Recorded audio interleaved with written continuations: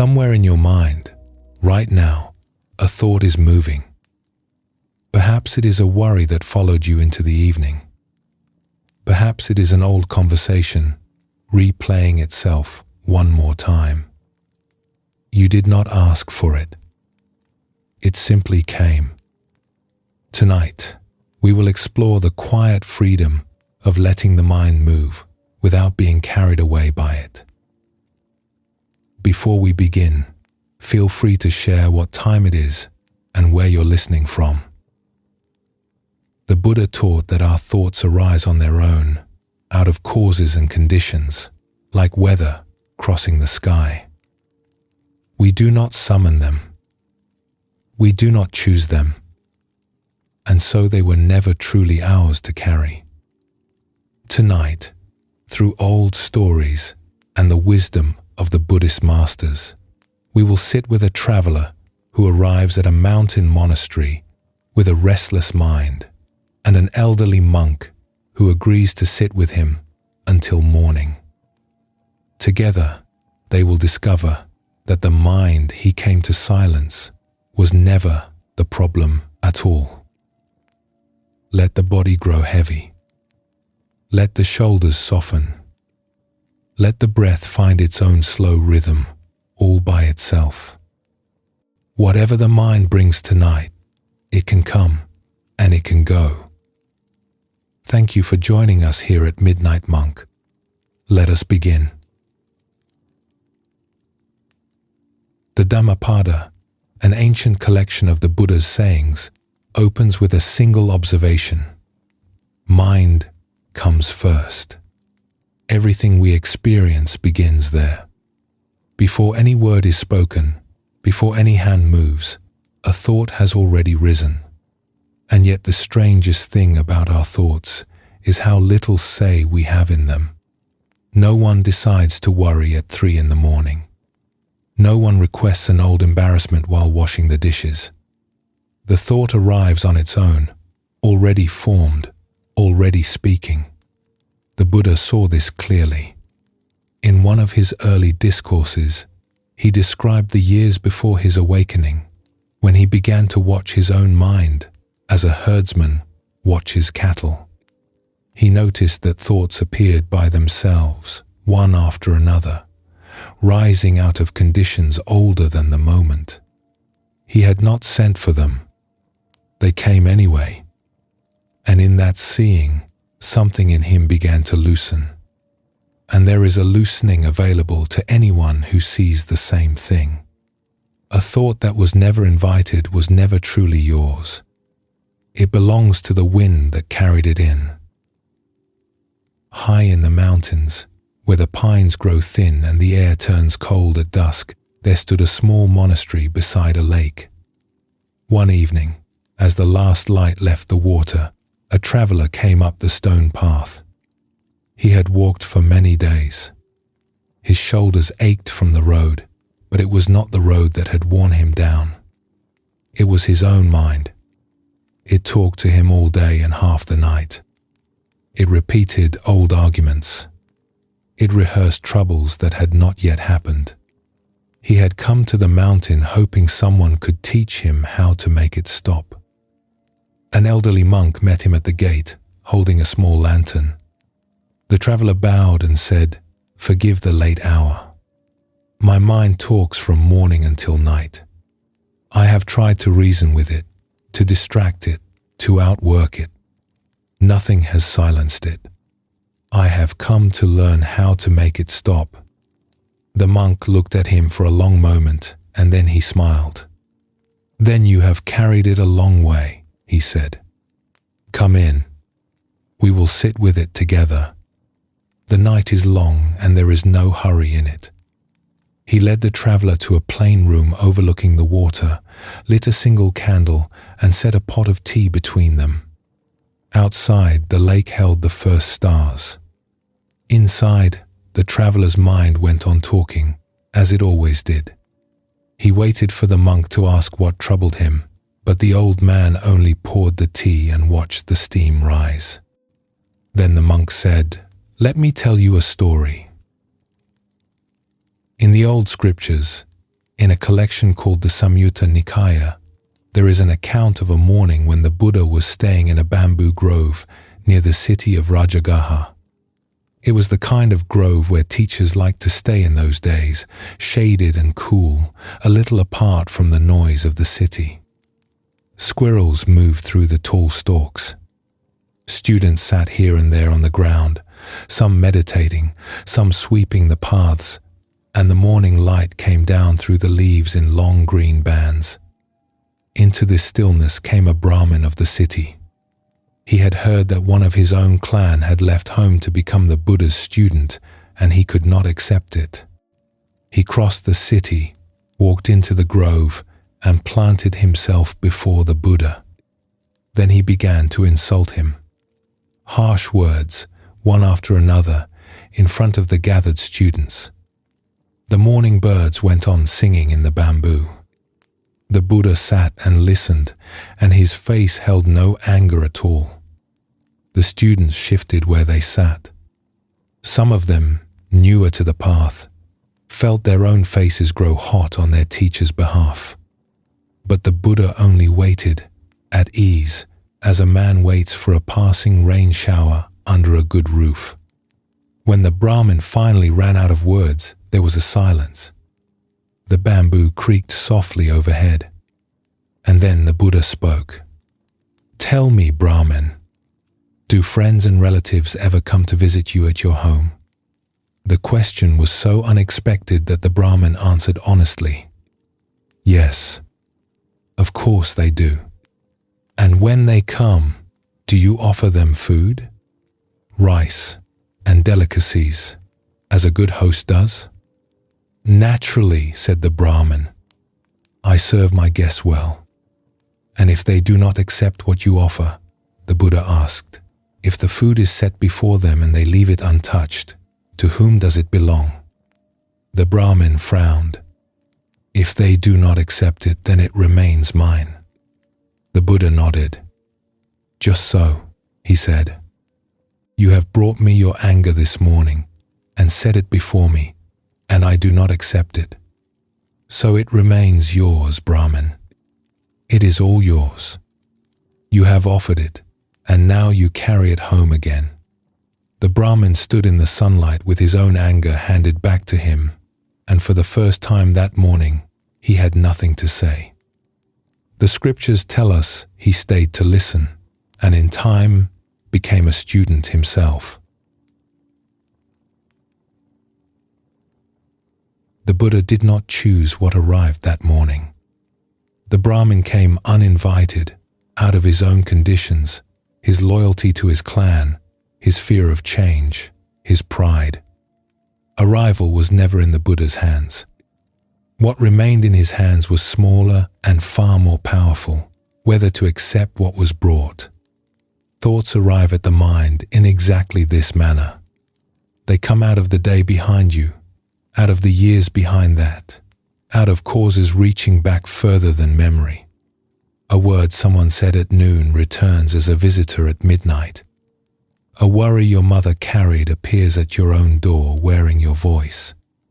You did not send for any of them. And here is the teaching hidden in the Buddha's question. What arrives uninvited only becomes yours when you take it. The worry set before you and left untouched still belongs to the conditions that brought it.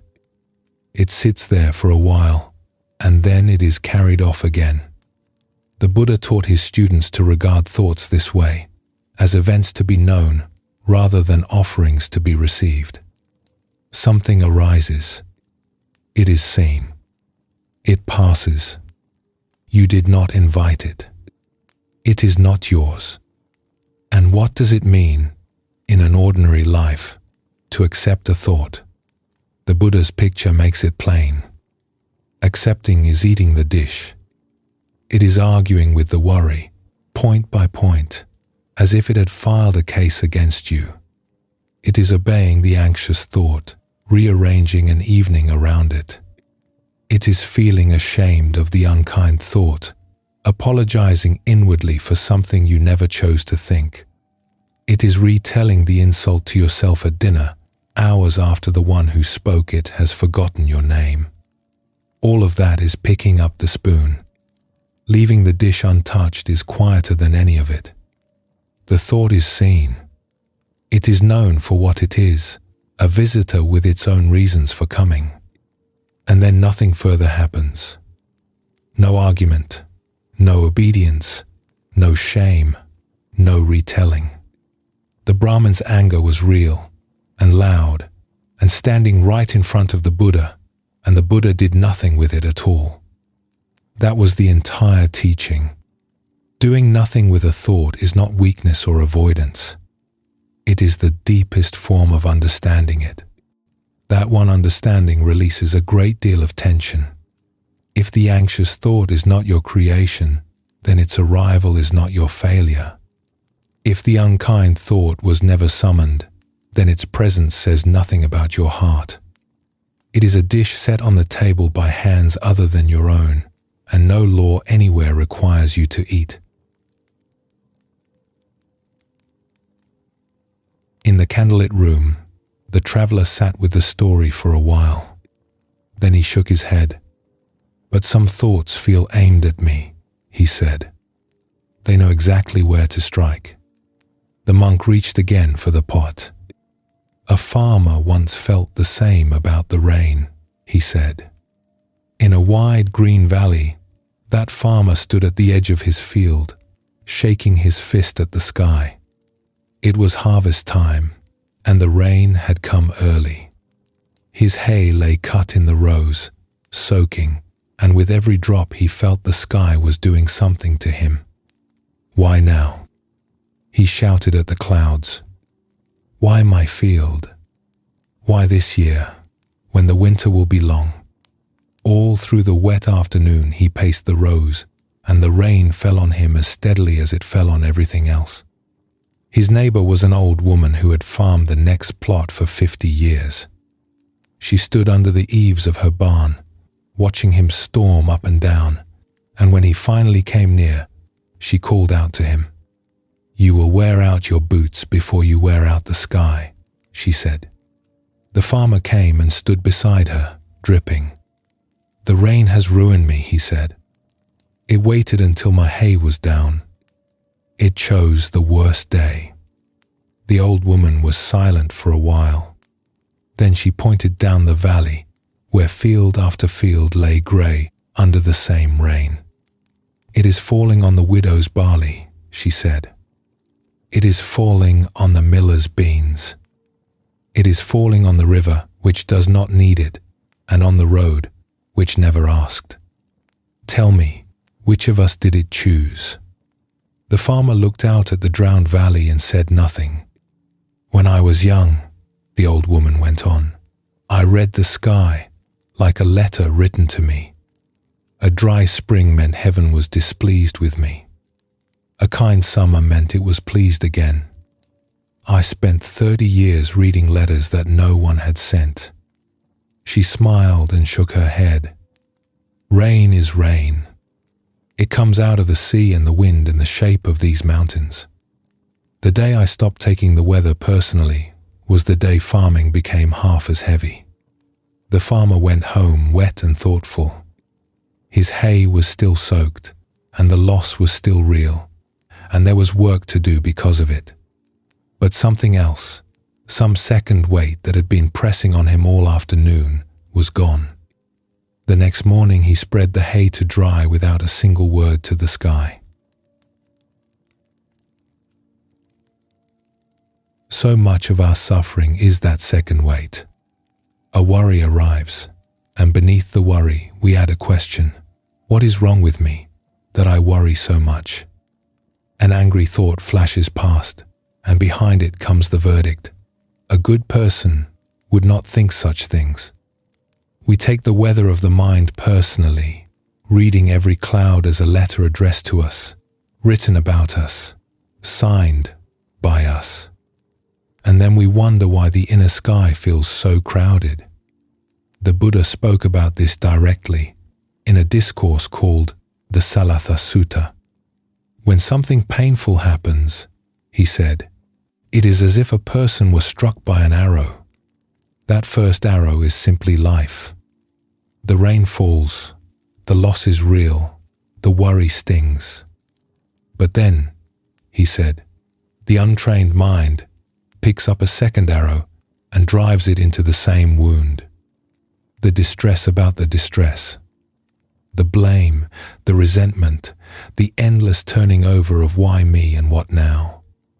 2 arrows, and only one of them came from the world. The wise, the Buddha taught, feel the first arrow as anyone does. They simply do not add the second.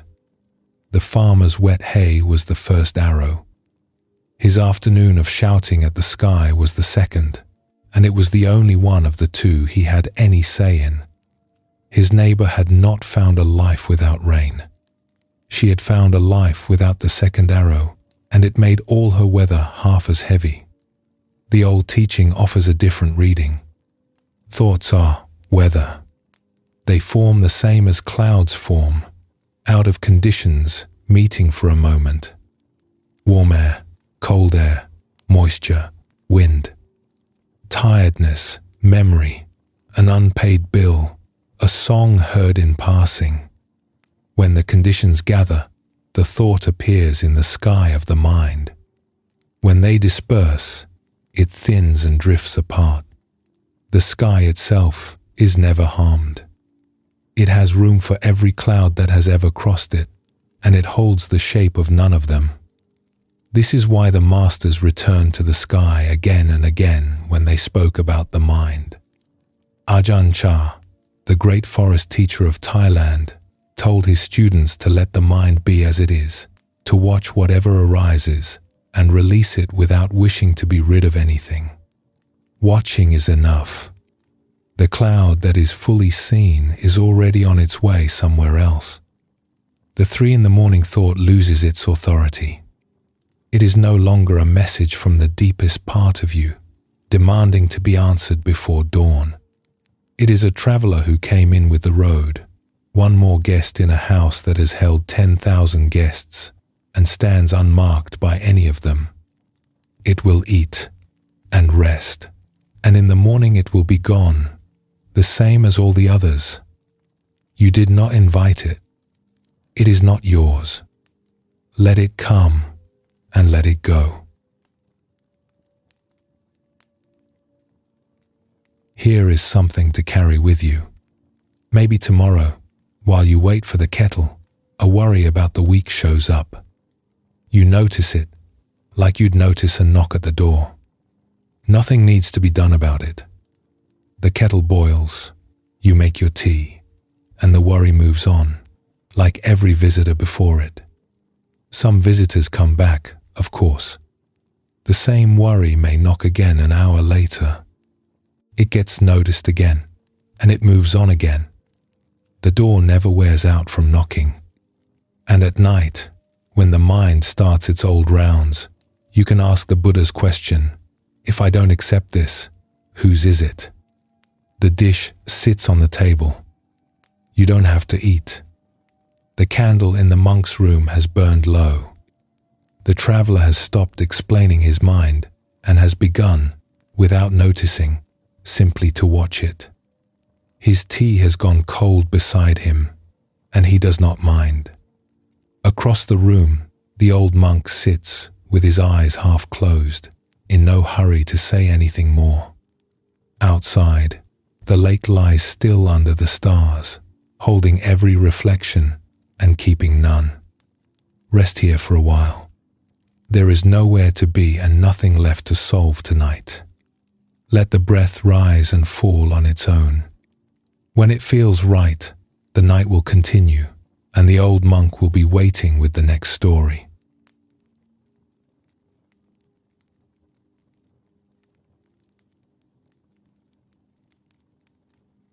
There is a moment everyone knows, though few people ever speak of it. You surface, somewhere in the middle of an afternoon, and realize the mind has been running for an hour without you.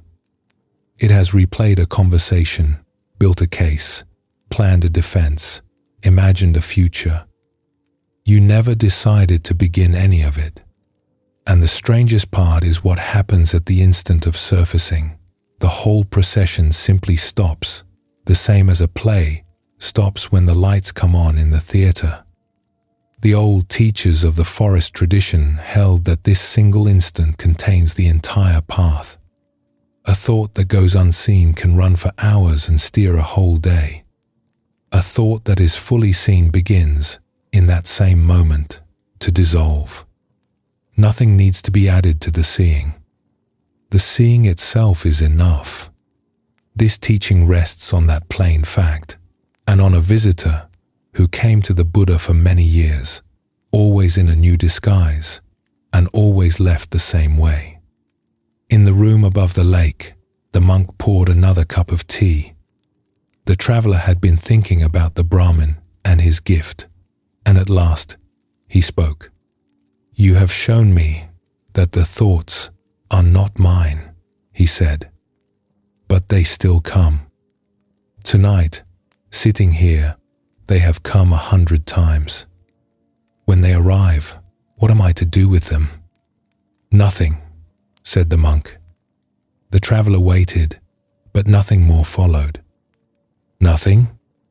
Only see them." The monk set down the pot. In the old scriptures, there is a figure named Mara.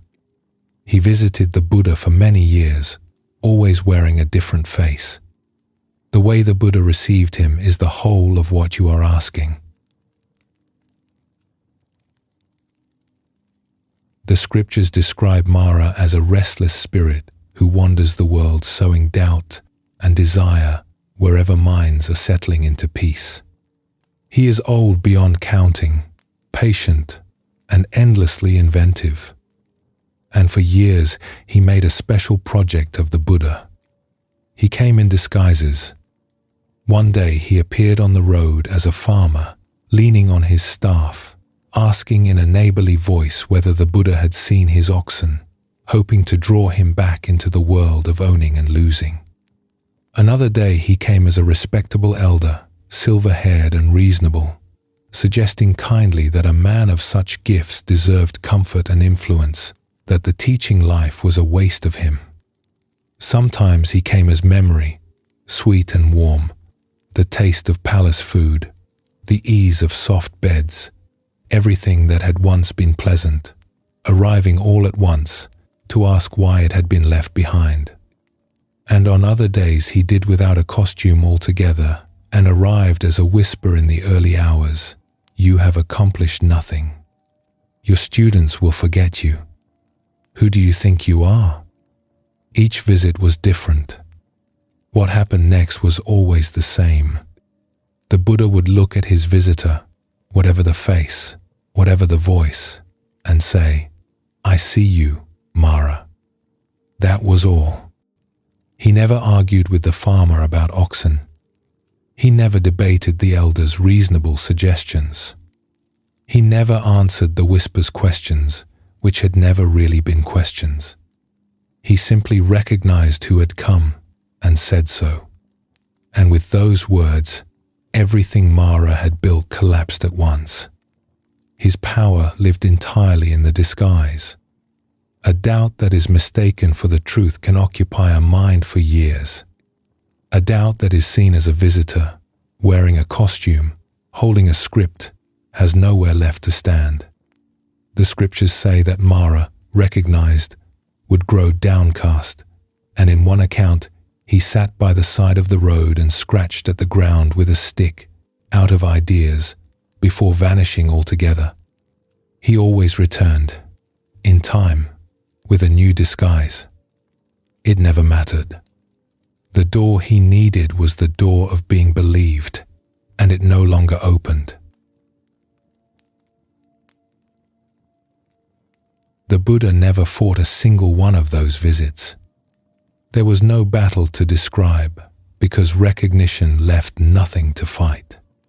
This is the teaching hidden in those old encounters. Thoughts hold power only while they are in costume. The worry arrives dressed as urgent truth. The self-criticism arrives dressed as honesty. The daydream arrives dressed as planning. As long as the costume holds, the mind follows the script, sometimes for an hour, sometimes for years. And the moment the costume is seen, the performance is over. A worry seen as a worry is already losing its voice. It has been met at the door by someone who knows exactly who it is. Anyone can watch this happen in a single evening. A thought arrives at 9 o'clock. You handled that badly today. Believed, it is a verdict, and the next 2 hours are spent in its courtroom, reviewing evidence, drafting apologies, serving the sentence. Seen, the very same words are one more visitor at the door, arriving out of tiredness and an old habit of self-blame, with a costume and a script and nothing behind them. The words have not changed at all. What has changed is that someone opened the door with the lamp lit. Ajahn Chah put it simply to his students in the forests of Thailand: whatever arises in the mind, just watch it and let it go. In the same spirit, meditation teachers in the Buddha's tradition have long offered one soft word for these moments. When you find the mind running, you can say, inwardly, thinking. Just that. It carries no blame and requires no effort. It is the household version of I see you, Mara. And what follows is the same collapse, in miniature. The train of thought, named, loses its engine. It rolls a little further and comes to rest. Seeing a thought is very different from pushing it away. Pushing is still a fight, and a fight takes the thought seriously. The mind that says, go away, I refuse to think about this, has already agreed that the thought is dangerous, already granted it the importance it came begging for. And anyone who has tried to force a worry out of the mind at midnight knows how the worry thrives on the attention. The Buddha never told Mara to leave. He never barred a door or raised his voice. He looked at what had come, knew it completely, and let it stand there in full view until it had nothing left to do. Recognition is hospitable and undefeated at the same time. The visitor may stay as long as it likes. It simply will no longer be believed. With practice, the seeing arrives earlier. At first, a person surfaces after an hour of rehearsing an argument. Then after 10 minutes. Then 3 sentences in, right as the case is being built. There is the recognition, thinking. In time, the first whisper of a thought is seen as it forms, the costume noticed before it is even fully on. Nothing about this is strained. It is the same easy knowing with which you recognize an old acquaintance across the street. You did not invite it. It is not yours. And now there is a third thing to say, softer than both. It is seen. The traveler set down his cup and tried it at once. He sat very straight, fixed his attention, and waited for a thought to arrive so that he could see it. The room was still. The candle flame stood upright in the windless air. For a while, the only sound was the small settling of the fire in the stove, and the traveler sat like a cat at a mouse hole, watching his own mind with terrible seriousness. Within a few minutes, his shoulders had risen, his jaw had tightened, and his head had begun to ache. "There is something wrong with me," he said, finally. "When I watch for the thoughts, I strain so hard that watching becomes its own misery." The monk smiled. "You are pressing too hard on the strings," he said. "A monk in the Buddha's own time had your trouble precisely. His name was Sona." Before he joined the Buddha's order, Sona was a young man of great wealth and the finest lute player anyone in his city could remember. Music had come to him early and easily. When he heard the Buddha teach, something in him turned, and he gave up his inheritance, his soft life, and his instrument and took the robe. He brought to his practice the same devotion he had once given to music, and then more. He meditated longer than anyone. He walked his meditation path hour upon hour. He sat through the night while others slept, and the harder he worked, the worse it went. His mind grew restless in meditation, then rebellious, then exhausted. Peace kept receding the harder he ran at it. One evening, worn thin, Sona sat alone in a grove at the edge of the monastery grounds. The other monks had finished their walking meditation and gone to rest. He could hear the last birds settling in the trees, and he felt further from peace than he had on the day he arrived. He thought, of all the Buddha's students, none has tried harder than I have, and still my mind is without peace. Perhaps I should give this up, return home, enjoy my wealth, and do good in ordinary ways.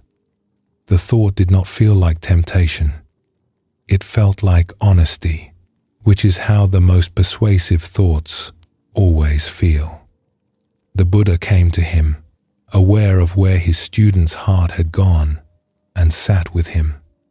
He did not speak of failure, and he did not speak of trying harder.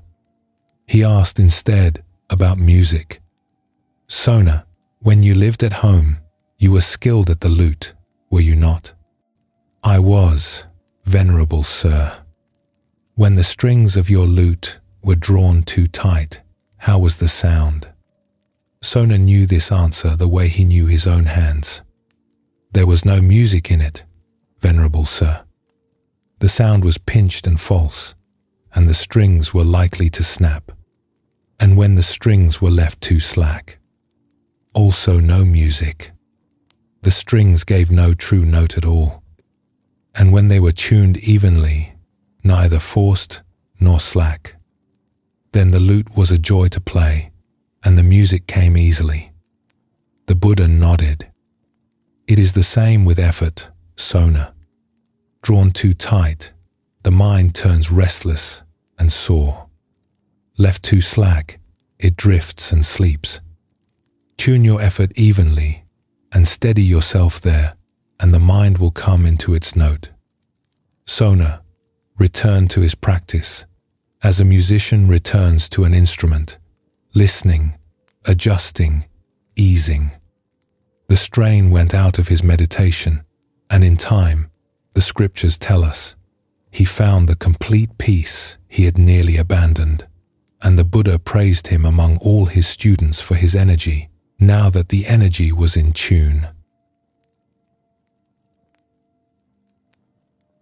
Watching the mind is a tuning, and Sona's lute explains the traveler's aching head. Seeing a thought asks for a certain steadiness, so that attention stays where it is, instead of being swept downstream with every current. The tradition calls that steadiness concentration, and seeing asks for a certain remembering, the simple knowing of what is here. This is a thought, this is the breath, this is the sound of rain. The tradition calls that remembering mindfulness. The two work together the way a musician's two hands do. One holds the instrument steady. One knows the music as it comes. Neither works alone, and neither works by force. Pressed too hard, watching becomes surveillance, and the mind stiffens under it, as the travelers did. Left too loose, watching dissolves into daydream, and an hour disappears again. Somewhere between the two there is an ease that still sees everything, relaxed and awake at once, and every person who practices finds it the same way Sona did, by listening and adjusting rather than by forcing. Sona's trouble is a modern trouble too. A person discovers this teaching and, with the best intentions, turns it into one more project. Watching the mind becomes a performance to grade, another place to succeed or fail. Was I mindful enough today? Did I catch the thoughts fast enough? Am I doing this right? The strings tighten, and the very practice meant to bring ease starts producing the pinched, false note Sona knew so well. His story sits in the scriptures as a kindness for every such person. The Buddha's answer to the hardest working student he had was to work more musically. Effort belongs in the practice, the same as tension belongs in a string. In tune, it sings. And like music, it grows with repetition. The first days at any instrument are clumsy. Fingers land wrong, timing stumbles, and the sound is thin. With practice, the same movements become fluid, and eventually the playing seems to happen on its own. Watching the mind ripens along the identical path. In the beginning, the noticing is jerky and comes late. Slowly, it smooths, arrives sooner, and asks less. One day, a thought rises, and the seeing is simply there with it, effortless, like a hand finding its place on the strings. Through any day, the mind wanders off 100 times, into rehearsals of conversations, into old arguments, into worries building their familiar cases. Each wandering is another chance for the small recognition, thinking.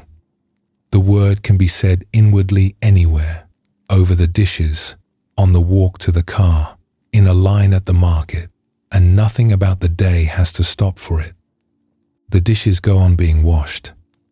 The line moves, and each time there is the same small collapse. The story, scene, runs out of script, sits down at the side of the road and scratches at the ground with its stick. What remains is the day itself, warm water, footsteps, the person ahead shifting their bag. There is no score to keep in any of this. Some wanderings run a long while before the seeing arrives, and the seeing is no less complete for coming late. And on the days when the watching itself grows tense, that is only a string drawn tight. It loosens the moment it is heard. The traveler had let his shoulders come down at last. The moon stood higher now, and its light lay across the floorboards between the two men. The monk drank his tea and watched the water, in no hurry at all, and for a little while there was no more talking, because there was nothing that needed to be said.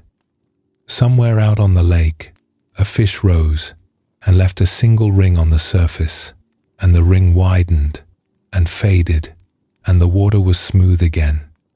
Let us pause here for a moment. Take a breath. Feel how the body rests against whatever holds it. And when you are ready, we will continue together.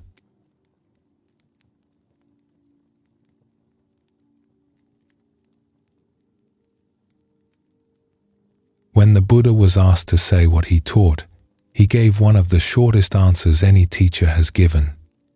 "I teach one thing and one thing only," he said. Suffering and the end of suffering. Everything else in his 40 years of teaching unfolds from that single sentence. Some sufferings are loud, and everyone recognizes them as suffering. Loss, sickness, grief. But some are so constant that they pass for normal life. One of the most constant is the courtroom that runs in the mind all day. Every hour it hands down verdicts. That thought was shameful. That feeling was beneath me. That idea was clever. That one was kind. That one proves what a good person I am.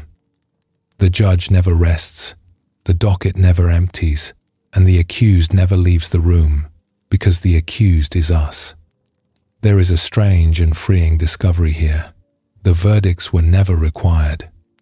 A thought can be seen completely, known completely, and left entirely unjudged. The traveler had been practicing as they sat, and the candle had burned lower between them. His shoulders were easier now, and the seeing came more often. But something new was troubling him, and after a while he said so. "I watch the thoughts come and go, as you said, and I have found a new trouble. I am sorting them.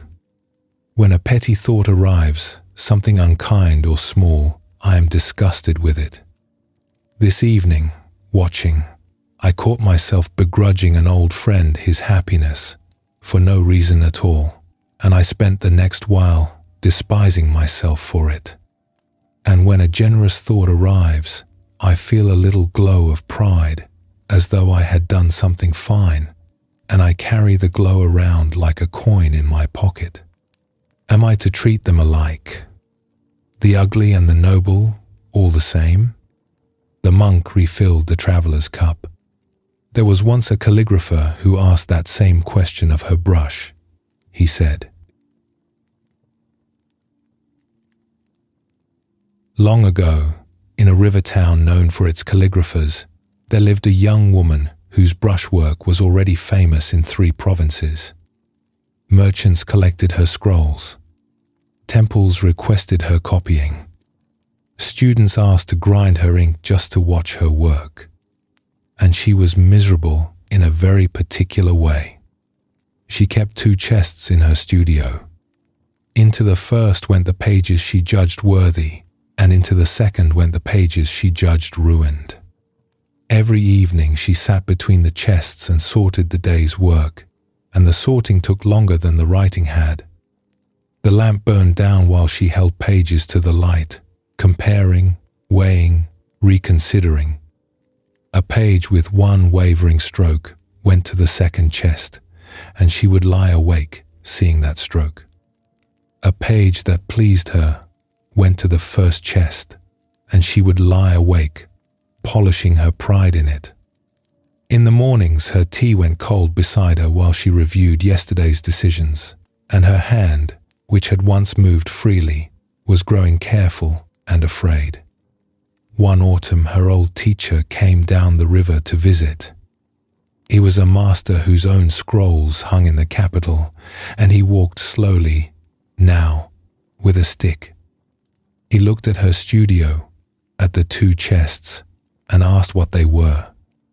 "My good pages and my failed pages," she said. "Show me," said the teacher. So she opened both chests. The teacher reached in without looking and gathered an armful of pages from each, carried them out to the courtyard, and hung them all together on the line where washing was dried, this one beside that one, the treasured beside the condemned. A breeze came off the river, and the pages lifted and turned. "Now," he said, "watch them with me." And they sat on the step. The pages moved in the wind, and the ink caught the late light, and after a time the young woman realized she could no longer tell, at this small distance, which pages had come from which chest. The strokes rose and fell. The paper breathed. All of it was simply brushwork, alive in the moving air. The brush made every one of them, the teacher said. The same ink, the same hand, the same morning light. The sorting was never part of the work. It was a second labor, you added, and it is the only labor that has ever tired you. He stayed a month. Some time after he left, the 2 chests became 1 chest, and then became a shelf, and her hand grew free again, freer than it had been even as a girl, because it worked now without a judge leaning over it. Visitors in later years said her scrolls had changed, that something in them had loosened and begun to breathe, and she would smile at this, and offer them tea, and let the praise pass through the room like the river air. The mind writes pages all day long. A petty thought, a generous thought, a dull one, a bright one, hour after hour, and none of them commissioned. And most of us keep the 2 chests. Into one goes everything we are proud to have thought, and into the other goes everything we are ashamed to have thought, and the evening sorting takes longer than the living did. Both chests are the same mistake. Condemning the unkind thought and treasuring the noble one are one movement of the hand, the movement of taking ownership. My shameful thought, my beautiful thought. And ownership was the misunderstanding from the beginning. The thoughts arrived out of conditions, unsummoned, unsigned. A verdict on a thought is a verdict on the weather. An evening shows how much of a life goes into the sorting.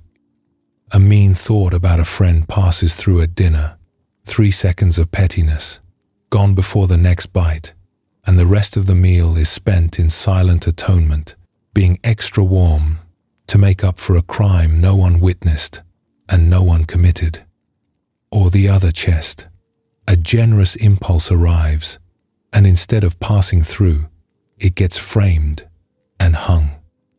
I am the kind of person who thinks of others. Now the frame needs dusting. Now the collection needs guarding.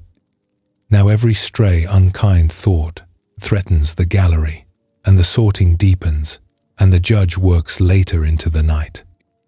There is real freedom on the far side of this, and it reaches in both directions. Freedom from the shame spiral is easy to want. The subtler gift is freedom from the pride, because pride is also a rope. The person who clings to their fine thoughts must keep producing fine thoughts, must keep checking the chest, must keep deserving themselves. Evenness unbinds both hands at once. The mind that has stopped condemning itself and stopped congratulating itself discovers a balance it can rest in, poised and easy, with nothing to defend in either chest. You did not invite it. It is not yours. It is seen. And seen, it needs no verdict. The traveler turned his cup slowly. Thoughts, perhaps, he said. But the verdicts do not only come from inside. The world judges from morning to night. My work is weighed. My words are weighed. My silences are weighed. Praise, blame, praise again. What is to be done about that? The monk watched the candle flame for a moment before he answered. The Zen tradition remembers a master named Hakuin, he said. His whole answer was 3 words long. Hakuin lived in Japan some 3 centuries ago, in a village near the foot of Mount Fuji, and he was honored throughout the region as a teacher of pure life. Villagers bowed when he passed. Families sent their sons to sit with him. In that village lived a young unmarried woman whose family kept a food shop. When it became known that she was expecting a child, her parents demanded the father's name, and in her fear, she gave the name that would end the questioning fastest. She said the father was Hakuin. Her parents went to the master's door in a fury. They told him what their daughter had said, and they told him what the village would soon say about his purity and his teaching. Hakuin said, "Is that so?" When the child was born, the family brought the baby to him and left it in his arms, saying that he must care for what was his. By then his name was gone. The bows stopped. The students drifted away. Hakuin begged milk and rice for the child from the same neighbors who now turned from him, and some gave grudgingly, and some shut their doors, and he thanked them all alike. He carried the baby with him wherever he went, through the autumn rains and the long snows, and by every account he cared for the child tenderly, through fevers and teething and sleepless nights, as though reputation had never existed and only the child did. Those who passed his small house in the dark heard what any village hears from any house with a baby in it, a man's low voice, walking the floor, singing. A year passed. The young mother could bear it no longer, and she told her parents the truth. The father was a young man who worked in the fish market, and Hakuin had never so much as spoken with her. Her parents went back up the hill in shame. They poured out their apologies, and they asked for the child back. Hakuin said, "Is that so?" And he handed the baby, whom he had fed and carried for a year, back into their arms. The bows returned. The students returned.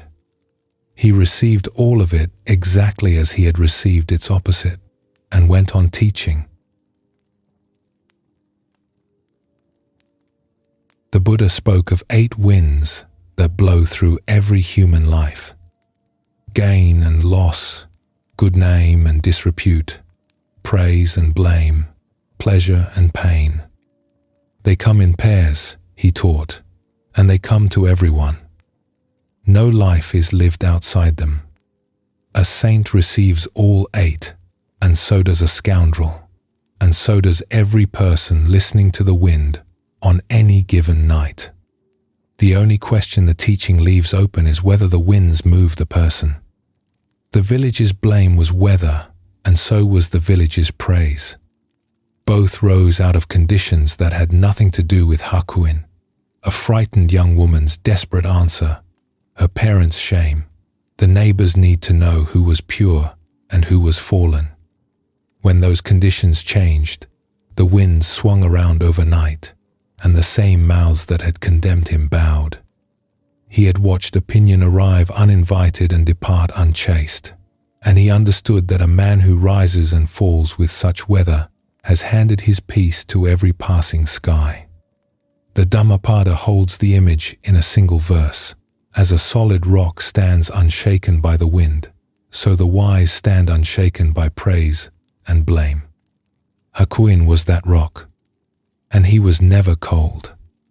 Through the whole year of disgrace, he warmed milk, walked a crying baby in the dark, and loved a child who was said to be his shame.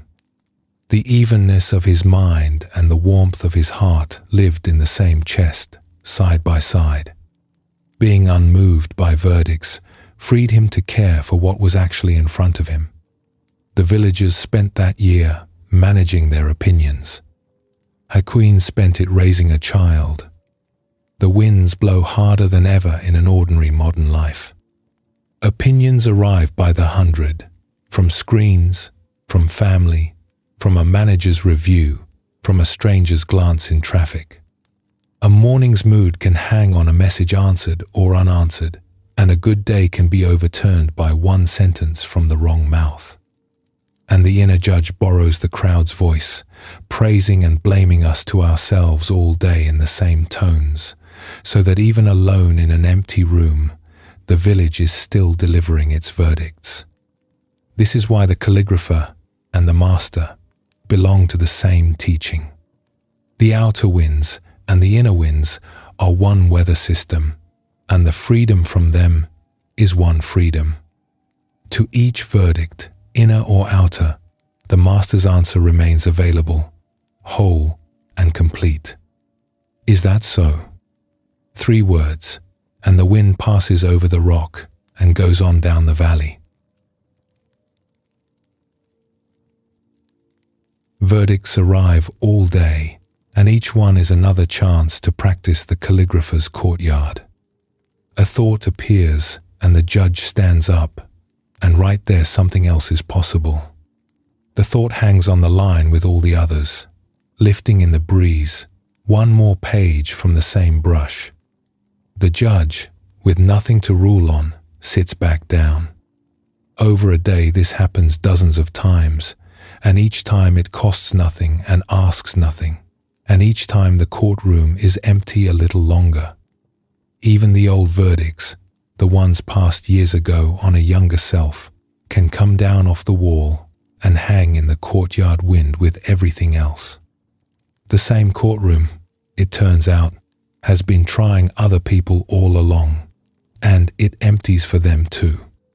The stranger who drives badly, the relative who repeats the same story, the colleague whose habits grate, each of them acting out of conditions as old and unchosen as our own. Their pages hang on the same line. Seeing this changes nothing about the traffic or the dinner table, and it changes everything about the one who sees. A day spent issuing fewer verdicts, inward and outward, is measurably lighter by evening, in a place no scale can find. The same evenness receives the world's opinions as they come. Praise arrives and is felt, and is allowed to pass through, warm and brief as sun through a window. Blame arrives and is felt, and passes the same way. Both were always going to keep coming. What ends is the long second labor of holding on to each one. And kindness itself grows cleaner in this air, because a good act that needs no applause is free to be entirely about the person it was done for. The wind had risen a little off the lake, and it moved around the eaves of the monastery in a low voice. The candle bent and straightened. The traveler sat listening to the wind, and for once the sound was only a sound, and no verdict about anything. Somewhere below, the water touched the stones of the shore, over and over, praising nothing, blaming nothing, arriving and withdrawing all night, as it had for 1,000 years. Let the eyes rest closed, for a moment. Let the face be soft, with nothing to decide. One easy breath in, and a longer one out, and one more like it. When you are ready, we will go on together.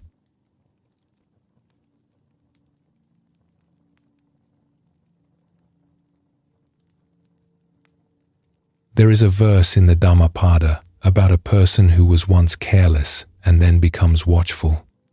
Such a person, it says, brightens the world like the moon set free from clouds. The verse is tender for a reason. It was spoken about people with real faults, people who had been genuinely careless, and it promises them the whole moon.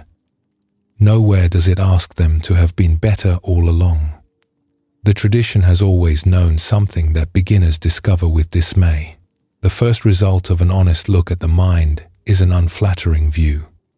The watching starts, and what comes into focus is envy, pettiness, vanity, old resentments still warm after years. Many people quit right here, at the exact threshold of the path, convinced the practice has revealed them to be unfit for it. It can seem as though the watching has made everything worse, when the truth runs in the opposite direction, and always has. The answer the teachers give to that dismay is short, and it has been handed from teacher to student for a very long time.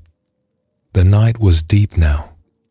The wind off the lake had settled, and the monastery was so still that the traveler could hear the candle burning. He had been silent a long time, and when he finally spoke, his voice was low. "I have to tell you what I have found," he said. "Since I began watching, I see my mind as it truly is. And it is worse than I knew. I watch envy arrive when a friend's good fortune is mentioned. I watch myself rehearse cruelties I would never say. I keep score against people I claim to love. I came here believing my trouble was noise. My trouble is what the noise was covering." He looked at his hands for a long moment, turning them over as though the evidence were written there. "I think I may be a worse man than when I arrived." The monk was quiet for a moment. Then he said, "A young nun once carried those exact words down a corridor in the middle of the night. Her abbess's answer has been passed from teacher to student ever since. It was given to me. Now I will give it to you." High in another range of mountains, in a convent wrapped in pine forest, a young nun entered her first long retreat. She had come to the convent full of hope, and she worked at her practice with a whole heart. Weeks of silence, hours of sitting, dawn bells, bare feet on cold wood, the long hush of snow on the roof. And slowly, as the surface of her mind grew still, she began to see down into the water. What she saw frightened her. When a certain sister chanted, irritation rose in her, sharp and immediate, at nothing more than the sound of a voice. When another nun was praised for her calm, envy moved in her chest like a small animal. Old grudges she believed she had forgiven came up whole, perfectly preserved. Pride arrived wearing humility's robe. Vanity checked its reflection in every passing moment. And the quieter her mind became, the more of this she saw, until it seemed the silence existed only to show her what she was. She held out for most of the retreat. Then one night, long past the hour when the lamps were out, she could not bear it anymore. She rose, lit a small lamp, and walked the cold corridor to the abbess's door, rehearsing her confession at every step. The floorboards were icy under her feet, and her small flame threw her shadow huge along the wall, and it seemed to her that the shadow was the truer portrait. She would tell the truth. She was unfit for this life. Better to leave now than to go on pretending. The abbess was old, and slept lightly, and opened the door before the second knock. She wrapped a robe around her shoulders and listened, holding the lamp the young nun had brought, while everything came out in a rush. The envy, the irritation, the grudges, the pride, the vanity. I came here to grow peaceful, the young nun finished, and instead I have discovered that I am full of poison. The practice has made me worse. I am not fit to wear this robe. The abbess laughed. It was a soft laugh, with no unkindness in it anywhere, the laugh of someone hearing old news told as new.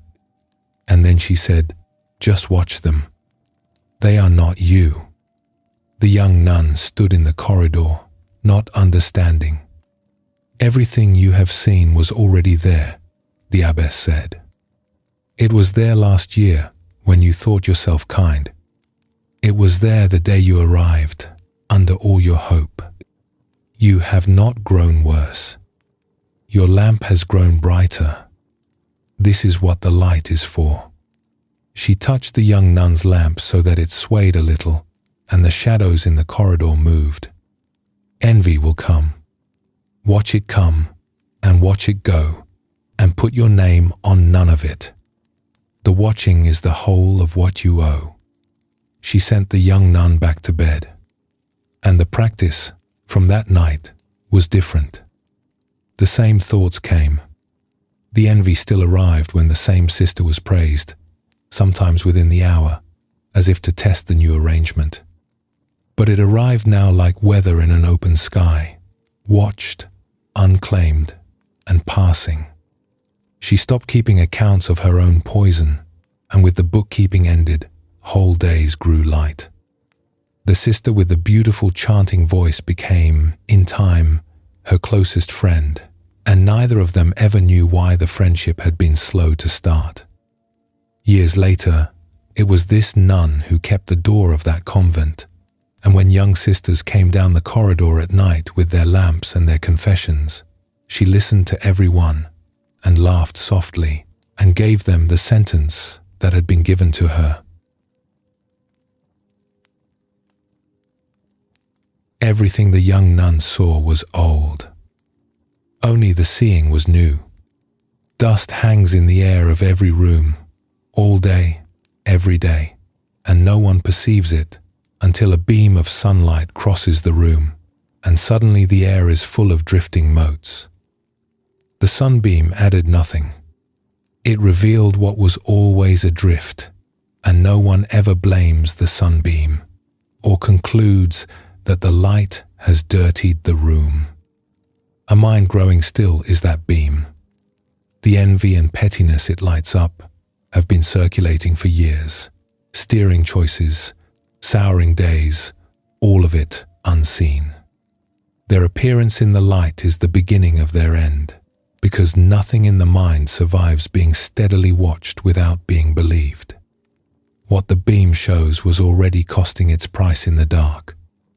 Seen, it finally begins to stop collecting. So the moment that feels like failure is the path working exactly as it works. The teachers of the forest tradition met this discovery in student after student, and Ajahn Chah gave the medicine its simplest form. If you let go a little, you will have a little peace.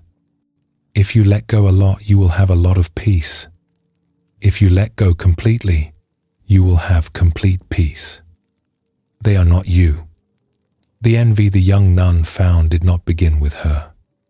It came down long roads of conditions, out of comparisons she was raised inside, out of a family's fears, out of 10,000 ordinary moments that shaped a mind before the mind could choose anything. She inherited weather, as everyone does. To watch envy arrive and refuse it her name was simple accuracy. It arose in her. It was never her, and everything in her that could see the envy was already standing outside it. The seeing is the proof. What is watched is smaller than what watches, and letting the verdict go leaves conscience fully intact. A person who has spoken unkindly can see it, feel the honest pang, and make it right in the morning. That pang points outward, toward the friend, toward repair, and it finishes its work quickly. The verdict points inward and never finishes at all. It repairs nothing and sentences everything. The path keeps the pang and retires the judge, and kindness comes out of that arrangement whole, with both hands free. What the young nun called poison was a procession of visitors, and what she called her unfitness was the lamp doing its work. They are not you. The traveler thought about this for a while. But the dust is truly there, he said at last. The envy is real. The pettiness is real. If I only watch it and never condemn it, will it not pile up? Should the house not be swept? There was a storehouse once, the monk said, that answered that question. In a trading town at the meeting of two roads stood an old merchant house, and behind it a great storeroom that had been shuttered for many years. When a new caretaker was hired, a capable young woman, her first task was to open it. She unbarred the door, lifted her lamp, and stood dismayed. Dust lay over everything, on the beams, on the shelves, on the crates of forgotten goods, soft and grey and deep. Her heart sank at the size of the neglect. She went to the old steward who had served the house for 50 years and told him the storeroom was a disgrace and that whoever had kept it before her must have been careless beyond excuse. The steward set down his ledger and came with her and stood in the doorway and looked at the dust for a long moment. "No one has carried a lamp into this room for 20 years, he said. The dust fell in the dark, a little every day, the same as it falls everywhere. The keepers before you were not careless. They were simply never asked to open the door." He took her lamp and held it higher, and the room stretched out golden and grey before them. "You are not looking at anyone's failure. You are looking at the first lit room this house has had in years." Then he showed her the shutters. They opened the windows on both walls, and the mountain air moved through, and in the moving light they watched the dust itself begin to stir and rise, and drift toward the open air. "Keep the windows open and the lamp lit," the steward said. "The air will carry out more than your broom ever will. What settles in a closed, dark room cannot settle in an open, bright one." She kept the room open. She swept a little, some days, without anger at the dust or at herself. And as the light lived in the room, she began to find things under the grey.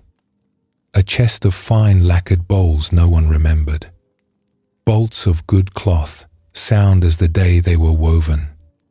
Tools of beautiful make, wanting only use. The storeroom had been holding treasures the whole time it had been holding dust, and the same lamp showed her both. Season by season, without any great campaign of cleaning, the room became what open rooms become. Clear and bright and easy to breathe in. Very few people speak to anyone the way they speak to themselves. The inner voice that greets our own faults is often harsher than anything we would allow at our own table, and it defends its harshness as honesty, as standards, as the only thing keeping us in line.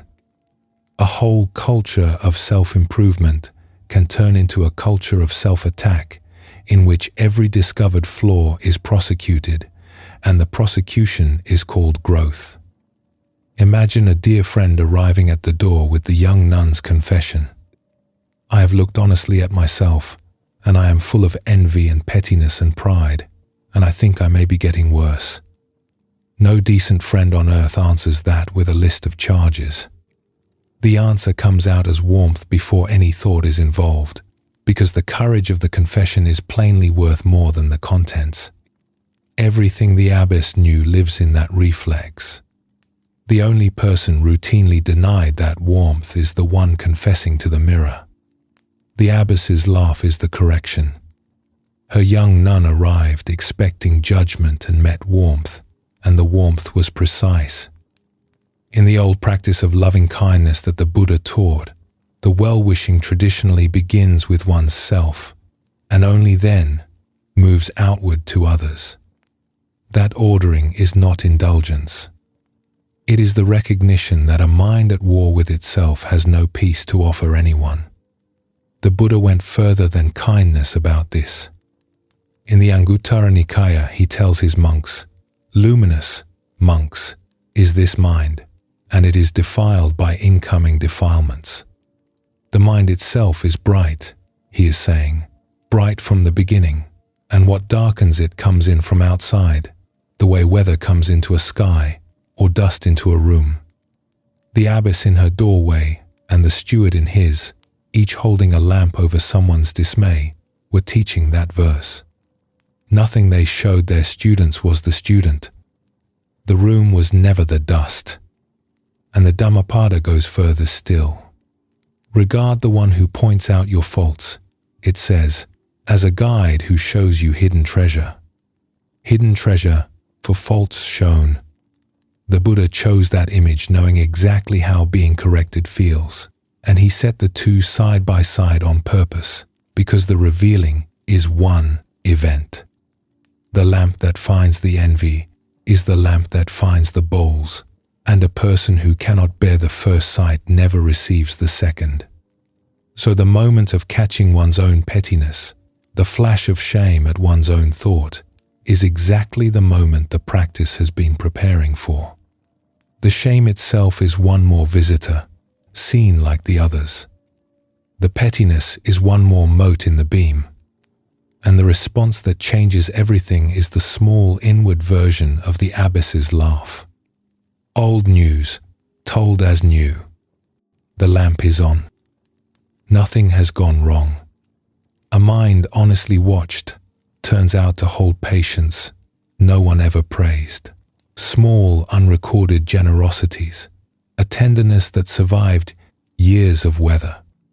The judge kept no file on any of it. The watching sees the whole room, and most people, watching long enough, meet good in themselves that the prosecution never allowed into evidence. This is the treasure the verse was pointing at, and it was in the storeroom all along. Through ordinary days, this becomes a quiet companionship with one's own mind. The envy at a friend's news is seen, and the seeing is soft. The scorekeeping is seen, and the seeing is soft. The old patience is seen too, and needs no medal. The windows stay open, the air moves through, and the dust of years, which no amount of self-punishment ever shifted, drifts out on its own into the daylight.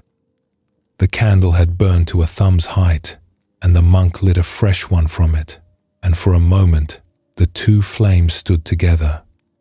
The traveler watched, and his face had changed since nightfall. It was the face of a man who had confessed the worst of himself and been answered with an old story, and found that the story was mercy. Rest now for a little while. Let the jaw be loose and the hands be heavy, and let whatever the day showed you rest too, unjudged, in the dark. Breathe out slowly, all the way to the end of the breath, and wait there a moment before the next one comes on its own. Whenever you are ready, the night will carry us on.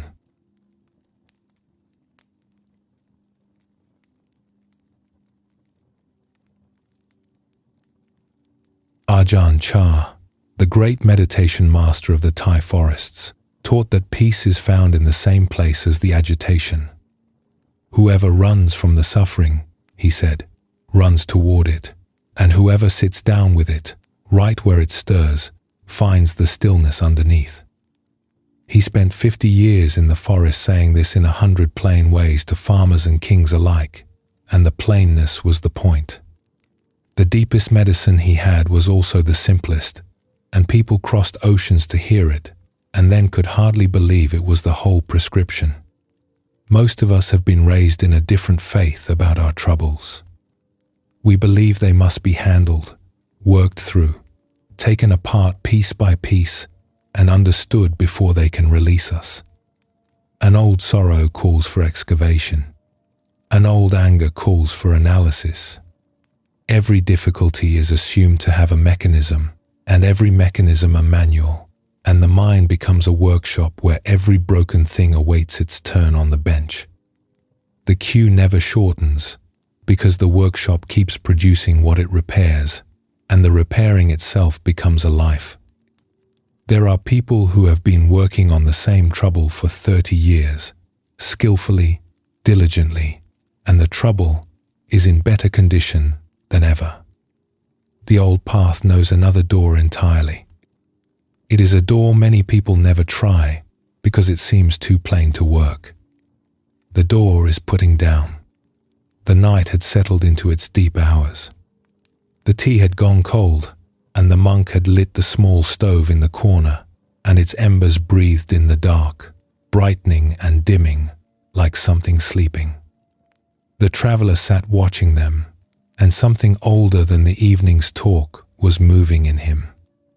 "There are things I have carried for years," he said. "An old sorrow from my youth. An anger at someone long gone from my life. On ordinary days I hardly know they are with me, and then a song plays, or a season turns, and there they are in my arms again, full weight, as if no time had passed at all. I always believed that one day I would have to take each of them out and turn them over and understand them completely before they would leave me. Is that the work ahead of me? Must every knot be untied? 2 monks once walked a muddy road," the monk said. "Between them they answered your question by nightfall." In Japan, in the years when the roads between towns were still dirt, 2 monks named Tanzan and Ikido were traveling together on foot. Heavy rain had fallen all morning, and the road had turned to deep mud. They walked with their robes hitched up and their sandals in their hands, picking their footing where they could. Rounding a bend, they came upon a young woman in a fine silk kimono, standing at the edge of a flooded crossing, unable to step forward without ruining everything she wore. She looked at the water and at the mud and had been standing there some time. Tanzan took the situation in at a glance. "Come on then," he said, and lifted her up, carried her across the flooded stretch, and set her down on the dry ground beyond it. She thanked him, and he bowed slightly and picked up his sandals and walked on. Ikido said nothing. He said nothing through the next village, and nothing at the crossroads, and nothing while the afternoon light went long and thin across the fields. Monks of their order kept a rule of distance from women, and with every mile his silence grew heavier, until it was the loudest thing on the road. He walked staring at Tanzan's back. He composed speeches and discarded them. He passed a whole hillside of plum trees in bloom without seeing one of them, and the mud dried on both their robes, and only one of the two men was tired. That night, when they had reached the temple lodging and set down their packs, Aikido could hold it no longer. "We are monks," he burst out. "We do not go near women, and certainly we do not carry them in our arms." "Why did you do that?" Tanzan looked up, honestly surprised. Then he smiled. "I set her down hours ago, at the crossing," he said. "Are you still carrying her?" Tanzan carried the woman for a minute, across the water, in his arms, and was finished at the far bank. Aikido carried her for 8 hours, up hills and through villages, in the only place she weighed anything at all. Nothing on the road made him carry her. At any bend, at any crossroads, the load could have been set down. The carrying was a choice renewed mile after mile, and it felt, from inside, like something happening to him. Old sorrows and old angers travel the same way. The event itself ended years ago. The person is gone, the season has turned, the door closed. What continues is the carrying, taken up each morning with the rest of the day's luggage, so familiar in the hand that it no longer feels like a decision. Aikido's afternoon shows the carrying from the inside. The rehearsed speeches, the arguments won against someone walking peacefully 10 steps ahead, the scenery missed for miles. Every carried grievance runs this same private theater, playing to an audience of one, and the ticket price is the present moment, paid over and over. Tanzan's question offers the shorter road. The load can simply be set down, and set down again tomorrow, when the hand reaches for it out of habit, and set down again the day after. This kind of release solves nothing in the workshop sense. It unties no knots, and settles no accounts, and wins no old arguments. It does something quieter and more complete. It ends the carrying, and a sorrow that is no longer carried finishes, on its own, the journey it was always trying to make out of a life. In the moment, setting down is made of 2 small movements. The first is the seeing, learned already on this night's road. The mind has reached for the old anger again, and the reach is seen. The second is nothing at all. The hand, seen reaching, is simply allowed to relax, the same as it relaxes around any object when the gripping stops being fed. No ceremony, no declaration, no farewell speech to the sorrow. The reach, the seeing, the softening. 10 times an hour at first, then less, then rarely, as the habit of carrying starves. And setting down passes no verdict on the past. The old wrong may remain wrong. The loss remains a loss, and honoring it never required hauling it. Aikido's rule about monks and women could have been perfectly sound, and his misery would have been just as unnecessary, because the misery came from the carrying and never from the rule. What is set down is the weight, only the weight. The truth of what happened stays exactly where it stands, at its crossing, back down the road, growing smaller with every mile walked on. Let it come and let it go. Nothing needs to be held for the holding to feel necessary. The embers shifted in the stove. The traveler said, "Setting down sounds simple when you say it, but my mind reaches for its troubles all day without asking me. It stirs them the moment I am idle. How does such water ever clear? There is an old story about a forest master and a pool of muddy water," the monk said. Deep in a forest stood a small monastery, and in it lived an old master, known through all the villages around for making the deepest matters simple. The paths to his door ran under tall trees, and people walked the last stretch on foot, out of one world and into another.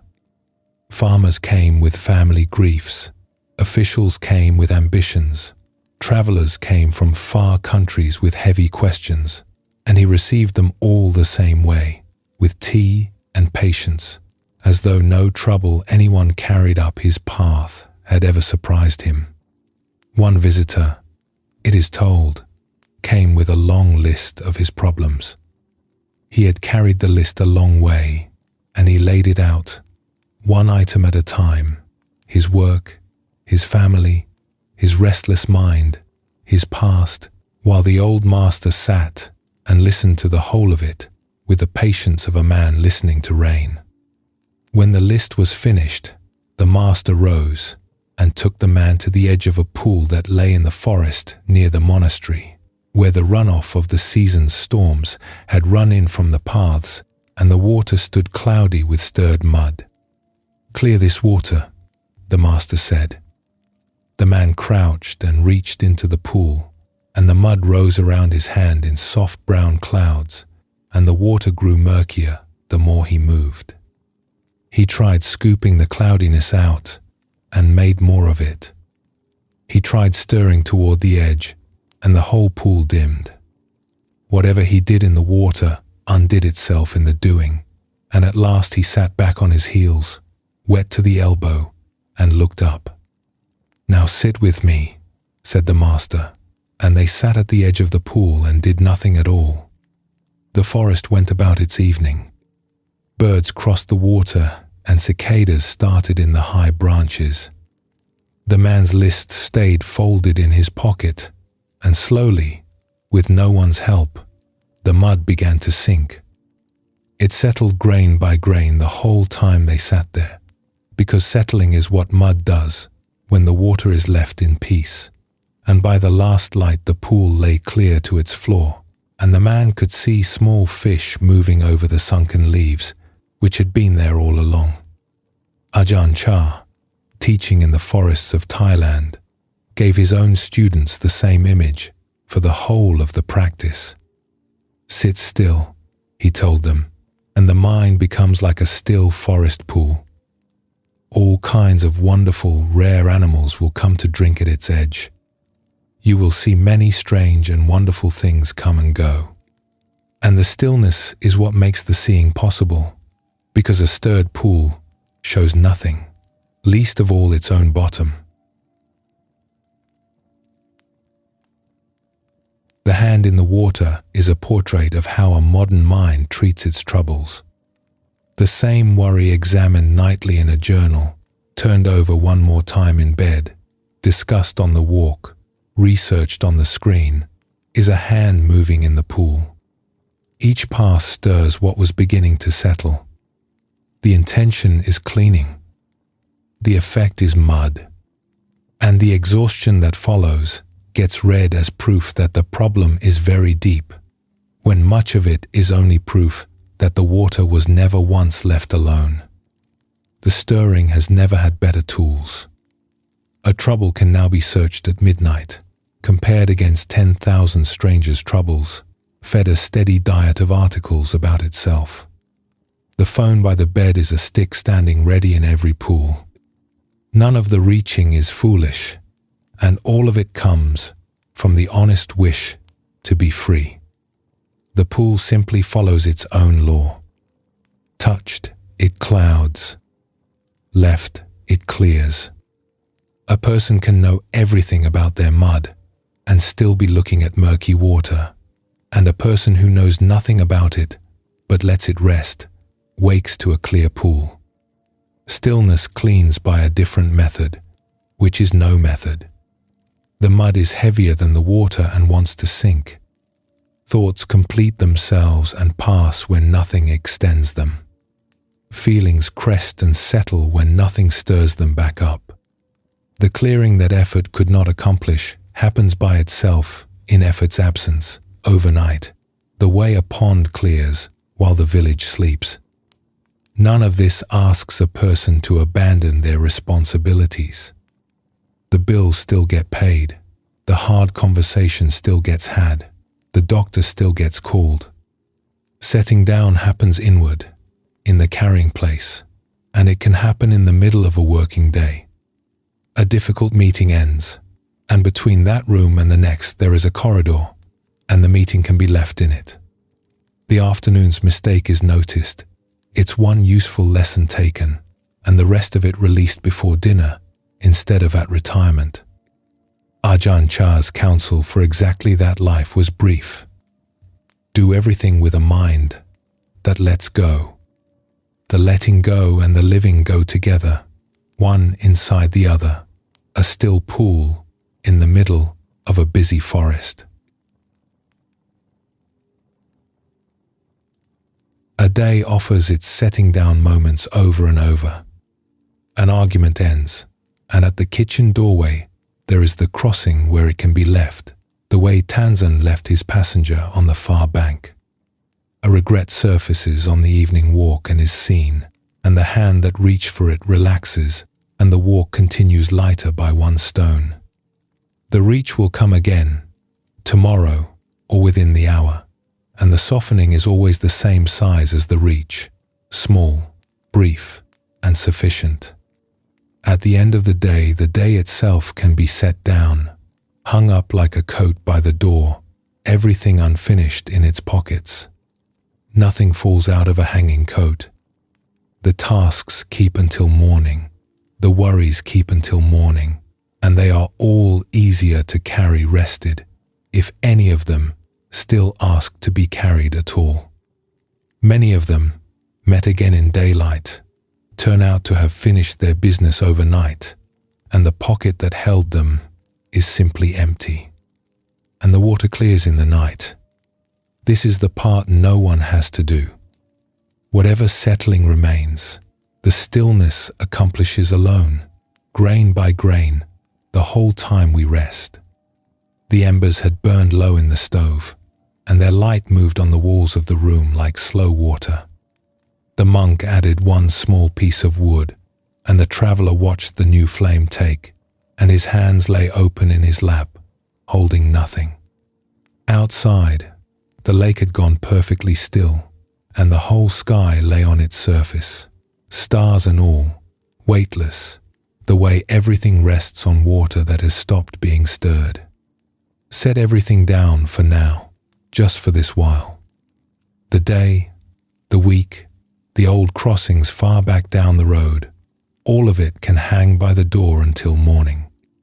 Let the bed carry your whole weight. Take a slow breath and let it leave without any push, and let the next one come when it wants to. When you are ready, we will walk on together into the night.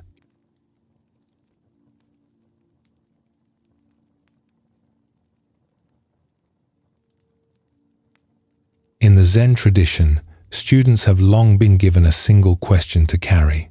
When a thought arises, who is thinking it? The question sounds simple, almost childish, the kind of thing a person answers in a half-second and forgets.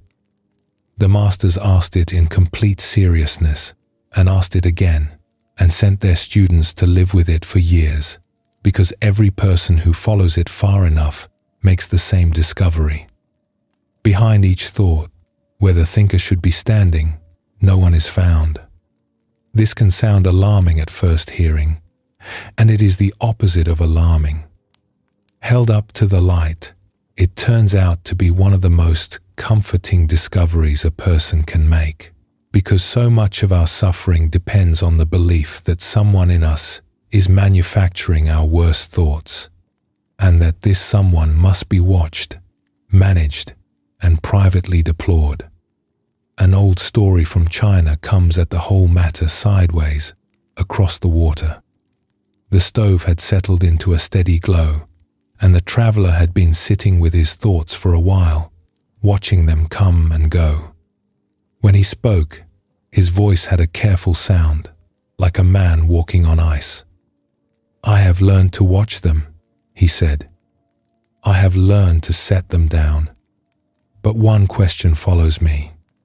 Who makes them? When a cruel thought arrives, I no longer argue with it, as you taught me.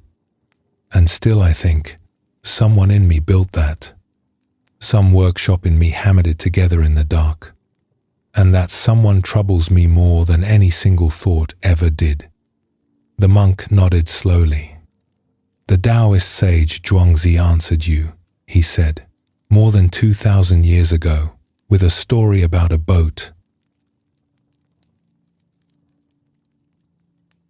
A man was crossing a wide river at dusk, ferrying his goods home from the market town on the far shore. It had been a long day of bargaining and loading, and his arms were tired, and mist lay on the water, and he rowed carefully, watching ahead. Out of the mist came another boat, drifting straight toward him. He called out. The boat kept coming.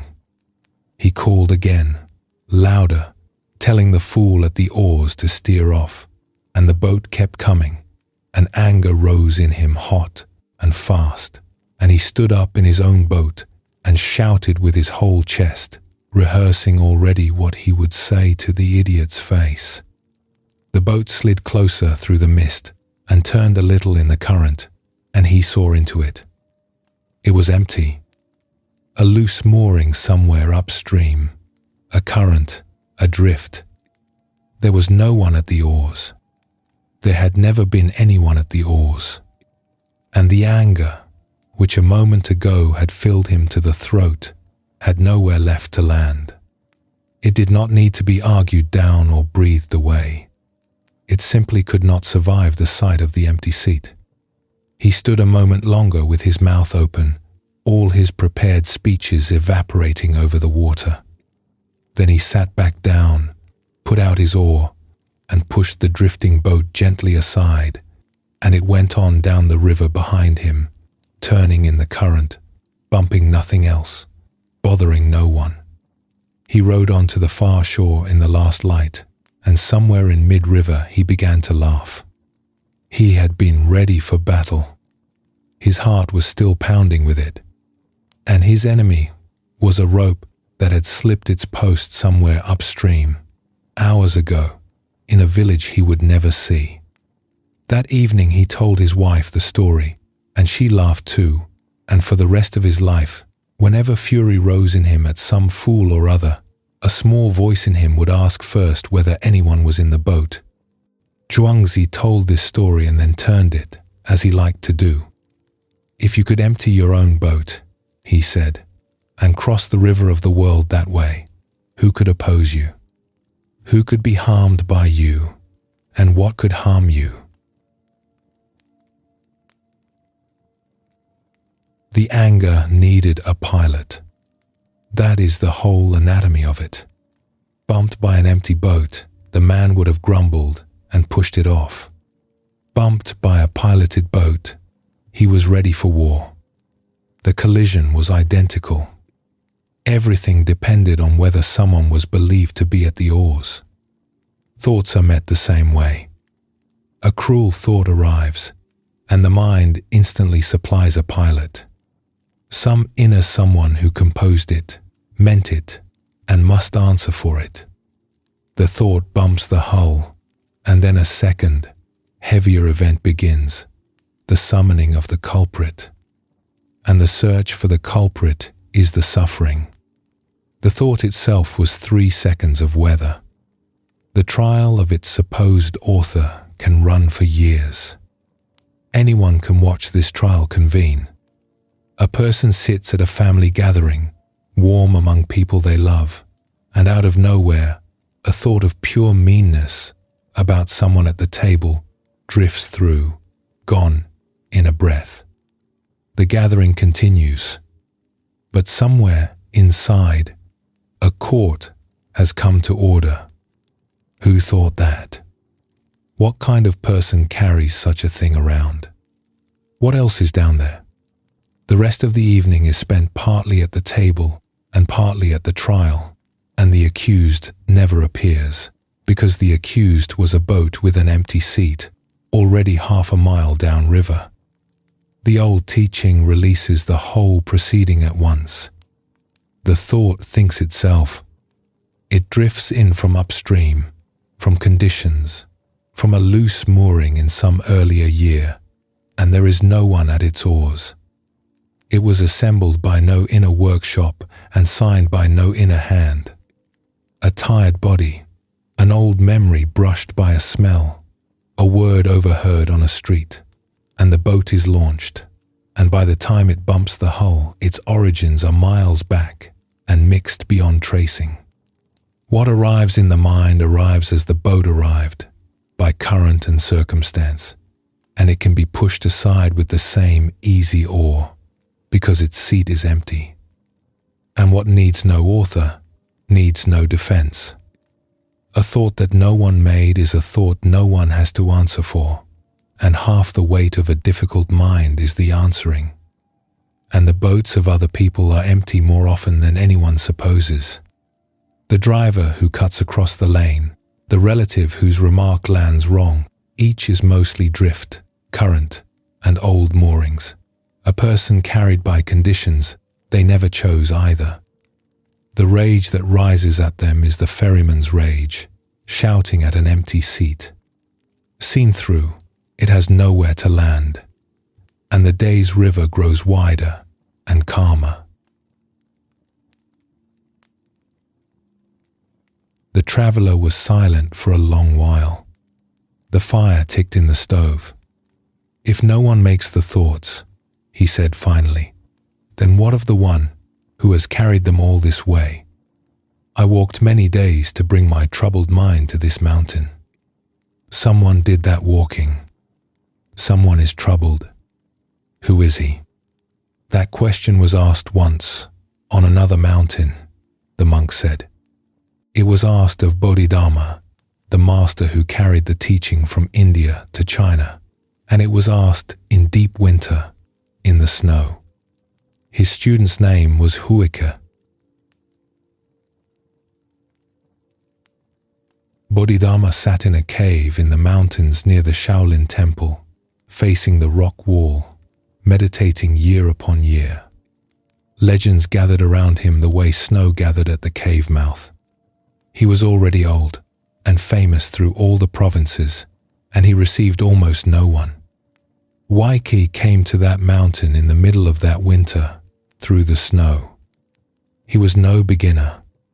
He had spent decades in study, mastered the classics of 2 traditions, taught students of his own, and been honored in learned company, and none of it had touched the trouble at the center of him. The trouble had a permanent seat there, older than all his learning, and he had come at last to the one teacher rumored to know its cure. He stood outside the cave in the falling snow and asked for the teaching. Tradition says he stood there through the night while the snow rose past his knees, and that his resolve did not move, and that at last Bodhidharma turned from the wall and asked what he wanted. "My mind is not at peace," Huike said. "I beg you, Master, set my mind at rest." Bodhidharma looked at him for a long moment. "Bring me this mind of yours," he said, "and I will set it at rest."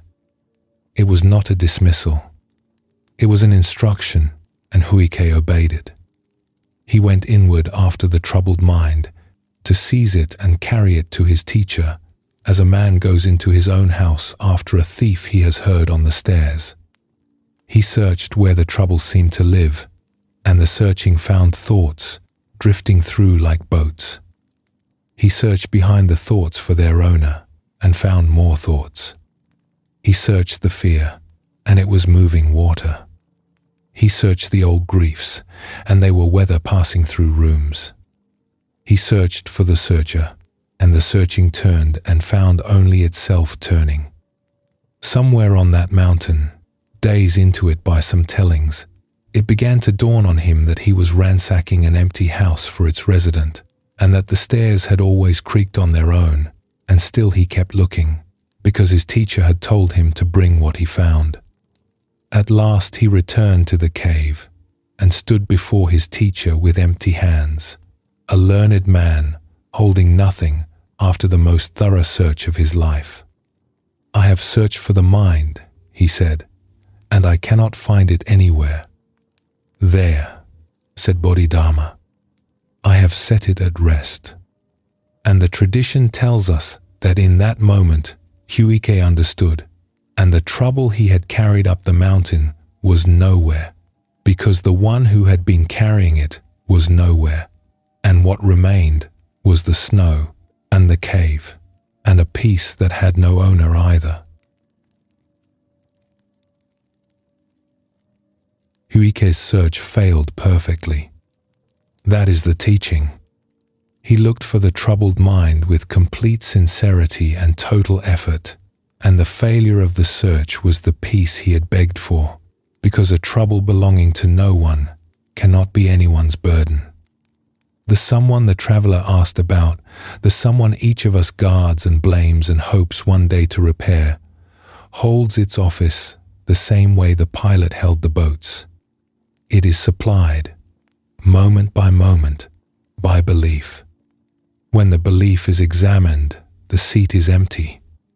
Thoughts are found, feelings are found, the walking and the worrying are found, all of it real and happening, and behind it, no small hidden owner running the works. The works run, the river flows, and the boats drift, and the watching watches, and none of it has ever needed the manager whose absence Huike discovered in the snow. The Buddha taught this centuries before Bodhidharma carried it east. Among everything that can be observed, he told his students, in the body, in the feelings, in the mind itself, no fixed and permanent self is anywhere to be found. He offered it as good news, and it is. In a famous dialogue of the later tradition, the sage Nagasena made the point to a king with the king's own chariot. "Is the axle the chariot?" he asked, "or the wheels, or the frame, or the reins?" The king said no to each. "Is the chariot something apart from these?" "No again." "Chariot," said Nagasena, "is a name, a useful name, for parts rolling along together, and the name harms no one so long as no one goes hunting for a little chariot hidden inside the wheels. So too with the name we each carry. Nothing that matters goes missing in the discovery. The kindness still happens. The work still gets done. The walking that carried the traveler up the mountain carried him perfectly well without a little walker inside doing it. And the love in a life needs no small proprietor to be real. The parts roll along together, and the rolling is the whole of it, and it rolls well. The relief arrives slowly, and then it is enormous. All the years of prosecuting the inner culprit, reforming him, apologizing for him, defending him at every bump on the river, all of it aimed at an empty seat. "What is wrong with me?" the oldest question asked in the dark, dissolves the way the ferryman's rage dissolved, and for the same reason. There was no one aboard. You did not invite it. It is not yours.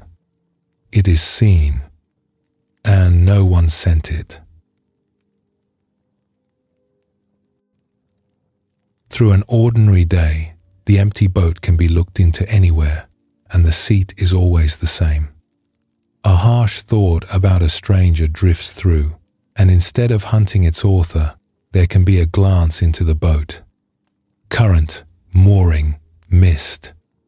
The blame that was gathering has nowhere to land, and the day simply continues, one boat lighter. The same glance works when the harshness turns inward. The old question rises, why am I like this? And it can be met with Huike's search, in miniature. Like what? Where? The looking finds weather, and history, and drift, and no culprit anywhere in the fog, and the question, unanswered, is finished, the way his was. And with the culprit retired, something warmer moves into the space he occupied. It is easier to be patient with a mind when no one is on trial for its weather. It is easier to be patient with other people for exactly the same reason, and households run gentler on the days when their boats are seen as boats. The ferryman's laughter in mid-river is available at any dinner table, in any traffic, in any mirror. The stove had burned down to a deep, even red, and the room held its warmth close around the two men. The traveler sat with his hands loose in his lap, and on his face was the beginning of an expression the monk had seen many times over the years, on many faces, always at about this place in the conversation. It was the look of a man setting down a weight so old he had believed it was part of his back, and discovering, in the first strange lightness, that his back had been fine all along. Let everything rest where it lies for a moment. Loosen the shoulders and the small muscles around the eyes. Take one slow breath and let it go completely. Whenever you are ready, we will go on.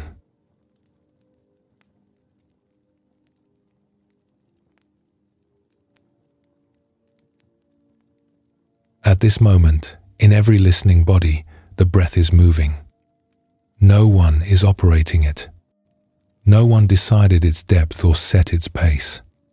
It deepened on its own when the body settled, and it will slow further on its own as rest comes, and it managed the years before anyone knew the word breath, and it will manage this hour without advice. It has never once asked for help, and it has never once needed any. Beneath it, the heart keeps its own counsel, as it has through every meeting, every argument, every dream. Cuts close themselves. Food becomes strength with no supervision. Hair grows, seasons turn, and thoughts, as this whole journey has been showing, think themselves. Somewhere in the middle of all this self-moving life stands the sense that we are running things, hands full, holding it all up. It rises with us in the morning and clocks in before we do. It believes the day will scatter unless gripped. The family will drift unless steered. The mind will run wild unless supervised. And it goes to bed last of anyone, still holding the walls up. The old teachers looked closely at that sense, and what they found sets down more weight than almost any other discovery on the path. The traveler had been listening to the fire for a long time, saying nothing. When he finally spoke, there was a tiredness in his voice, and it was an honest tiredness, the kind that comes out of a person only when he has stopped hiding it. "I have worked at everything, my whole life," he said. "My trade, my family's welfare, my worries, and now this practice too. All this watching and releasing and tuning. Even tonight, part of me labors at it, as though the whole thing will collapse if I set it down. Tell me the truth. If I truly rest, who will keep it all going?" "A gardener asked that once," the monk said, "of a garden." There was a gardener who kept the grounds of a great house, and she was famous for them. Visitors came from distant towns to walk under her plum trees, and painters set up their easels at her lotus pond, and the master of the house showed the garden to his guests before he showed them anything else he owned. She had earned every bit of it across a working lifetime, and she was certain, in the unexamined way a person is certain of the flaw, that the garden's glory ran on her vigilance. She worried the garden upward, seedling by seedling. She checked the beds at dawn and again at dusk. She lay awake in the rains, fearing for the drainage, and lay awake in the dry spells, fearing for the roots. On frost nights, she walked the rows with a lantern, breathing on her hands, standing guard over sleeping plants, as though her watching were a blanket. When the great house held its spring festival and every eye praised the garden, she stood at the edge of the praise, unable to enjoy a word of it, busy fearing for next year. Every leaf that opened, she felt she had opened it, by force of attention. Every blossom was wrung from her worry. One spring, Worn down by years of this, she grew so weary that the physician of the great house was called. He was an old man who had seen every kind of tiredness, and he sat with her a while and asked his questions, and then gave his instruction, simple and terrible. A full season of rest. She argued. The garden would fail, she told him. The garden, he said, looking out the window at 40 years of plum trees, seemed to him a sturdy patient. She was the one in bed. So she was kept to her room, and her young apprentice managed the grounds, doing only the plain tasks she could list on one page. Watering. Weeding. The gate latched at night. The boy could barely name the flowers, and she watched him walk her paths with her heart in her mouth. From her window, she watched the garden all season. The first weeks were torment. She saw 100 disasters coming and called corrections down to the boy through the glass until the physician forbade even that. And the garden, receiving only the plain tasks and none of her anguish, did what gardens do.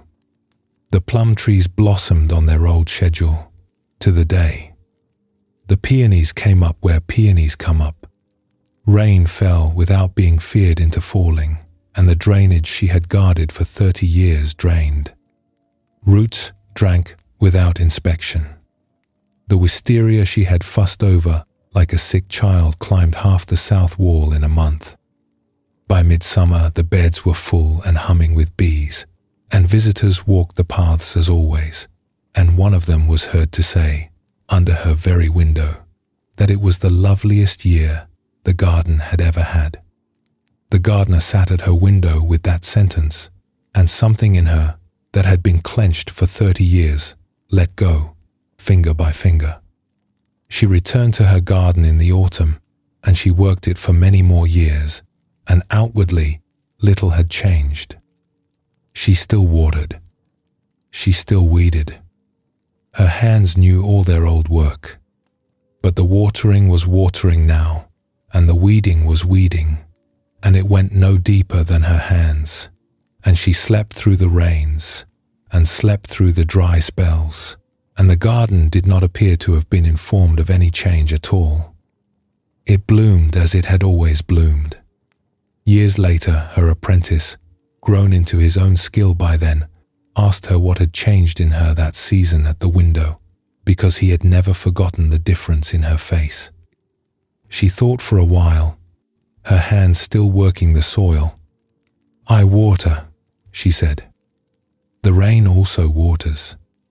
The growing was never mine, and it is in better hands than mine. It always was."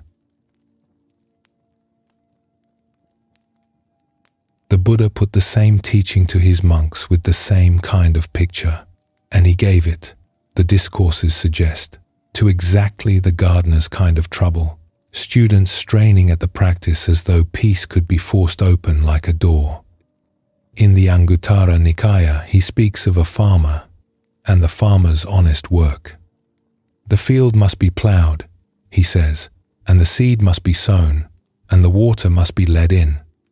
The farmer does all of it, and does it in season, and the doing matters. But having done it, the farmer holds no power to say, "Let the crops sprout today, let the grain form tomorrow, let the harvest ripen the day after." There is no such power anywhere, the Buddha says, in any farmer or any king. The crops sprout and swell and ripen in their own time, by their own nature, most of it in the dark, much of it while the farmer sleeps, and the finest farmer in the land is the one who has made peace with that arrangement and works cheerfully inside it. And elsewhere the Buddha offered an even softer picture, a hen sitting on her eggs. She has no need to wish, "May my chicks break through and hatch safely." Wishing adds nothing, and its absence subtracts nothing. If she has simply sat and warmed them and turned them day after ordinary day, the chicks will break through on their own, in their own hour, wished for or wished not. And a hen who paced her nest in anguish, checking the shells for progress, would hatch her chicks no sooner and only lose the warmth of the sitting. Effort keeps its honored place in both pictures. Nothing here counsels a person to drop the plow and wait for miracles. The field wants plowing and the eggs want sitting, and the earlier lesson of the lute string still holds. Effort tuned evenly, day by day. What falls away is the second job, the one that wore the gardener down, the job of making growth happen. That position has never existed. Sprouting, ripening, hatching, healing, understanding, peace itself, all of it comes in its own season, out of causes well tended, and no living being has ever been able to command a single seed to open. The seed opens. This is not a limitation to mourn. It is half the labor of every life, the impossible half, formally taken off every worker's hands by the nature of things. The traveler sat with this for a long time, and the stove kept its warmth, and the lake kept its stars. Then what remains for me? He asked at last. If the growing was never mine, what remained for the farmer? Said the monk. The ploughing, the sowing, the sitting, like the hen. He lifted the pot, found it empty, and set it down again, unbothered. And one thing more which you have been doing all night without knowing it, the resting while it grows. The body has been teaching this from the beginning to anyone who looks. A cut on the hand is washed and covered, and that is the whole of a person's contribution. The mending itself, the fine and unimaginably intricate mending, proceeds day and night without a single instruction, and would be ruined by supervision if supervision were possible. No one has ever knit their own skin, and everyone's skin has been knit. The same competence runs everywhere under the surface of a life. A meal eaten at noon is being turned into the evening strength by processes no committee designed, and the lungs trade their air with perfect bookkeeping through every hour of forgetting them. Sleep is the same. No one has ever fallen asleep by command. The conditions are arranged, the bed, the dark, the hour, and then the falling happens by itself, or waits until it is ready, and every attempt to force it is a hand stirring the pool. Digestion asks for no opinions. The heart has never once checked in. The entire kingdom of the body runs on the farmer's arrangement, tasks done in season, growth left to grow. And so, it turns out, does the practice of this whole journey. The watching of thoughts happens by itself once the habit is planted, arriving on its own in the middle of a morning, uninvited in the best sense. The seeing that took effort in the first week comes free in the 10th. The settling settles without help. Even understanding ripens in its own season. A teaching heard once and only half grasped goes on quietly, sprouting for weeks, and one ordinary afternoon it stands full grown in the middle of life, perfectly clear, and no one made that happen either. Modern life builds few shrines to this. It prefers the other faith, the one the gardener nearly wore herself out on, in which everything worth having is wrung from vigilance, and rest is a leak in the system, and even sleep gets managed like a failing department, tracked and scored and worried over until the worrying is what keeps it away. Whole industries stand ready to help supervise the unsupervisable, to optimize digestion and engineer calm and coach the breath that was doing fine before the coaching. A whole culture lies awake fearing for the drainage. The old teaching walks through that culture the way the apprentice walked through the garden, doing the plain tasks, latching the gate, trusting the roots. The trust is the practice, and it is not blind trust. It has the best references in the world. Every healed cut vouches for it. Every spring vouches for it. Every breath taken during every sentence of every day vouches for it. One after another, after another. An old Zen verse holds the whole teaching in 2 lines.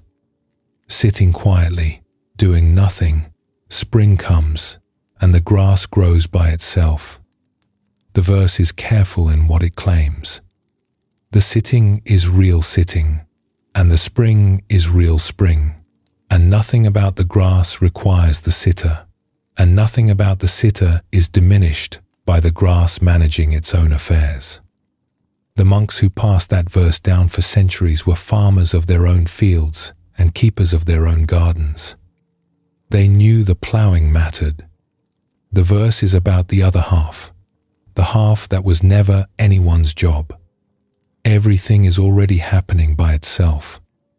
The teaching does not ask that this be believed. It asks that it be watched, once, honestly, anywhere in the running of a single day, because one honest look at the breath breathing or the hand healing shows the whole of it. Through any day, there are moments when the running of things can simply be handed back.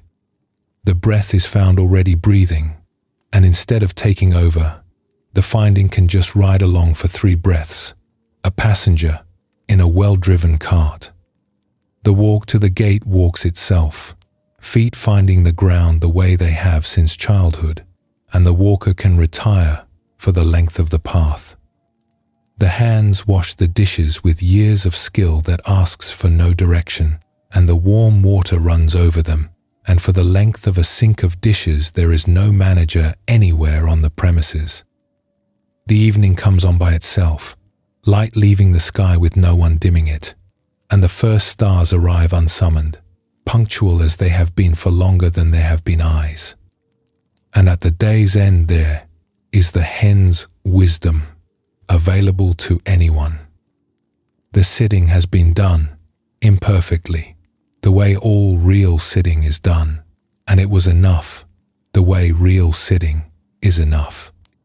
The eggs are warm. Whatever is mending will mend in the dark. Whatever is ripening will ripen. Whatever has been planted in the mind will sprout in its own season, without one further push. And the one task that remains is the one the body has always known best, which is to rest while it all grows. The room above the lake was very still now. The monk had stopped tending the stove, and the stove kept its warmth anyway. The candle burned at its own pace, needing nothing.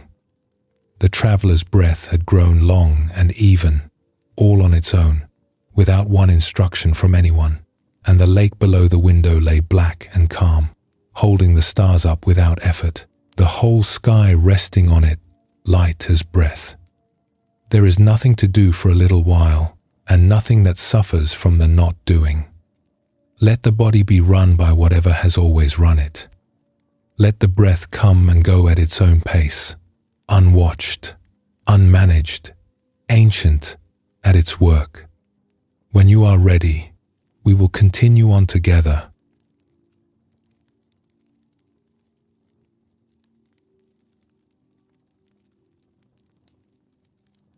The Zen master Basui, who taught in the mountains of Japan 6 centuries ago, gave his students one question and told them to hold it above every other. When a sound comes, he asked, "Who is it that hears?" Everyone assumes the answer before looking. Someone hears, of course. Someone in here, behind the eyes, just back of the forehead, the small resident who has been listening since birth, watching the world through the face as through a window, wearing the body like a coat.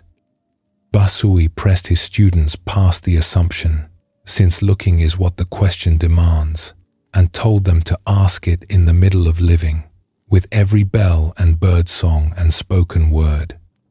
There looking is the reason the question has been treasured for 600 years. It leads somewhere.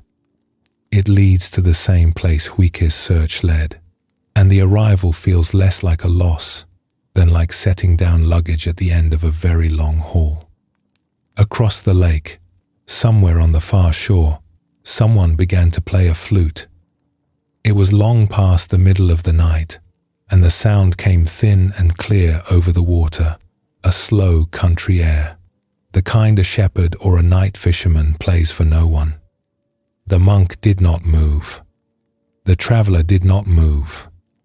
The music crossed the dark lake and came in at the window and filled the small room, rising and falling, and the candle flame stood still, and the melody wandered like a stream finding its way downhill, unhurried, doubling back, finding it again.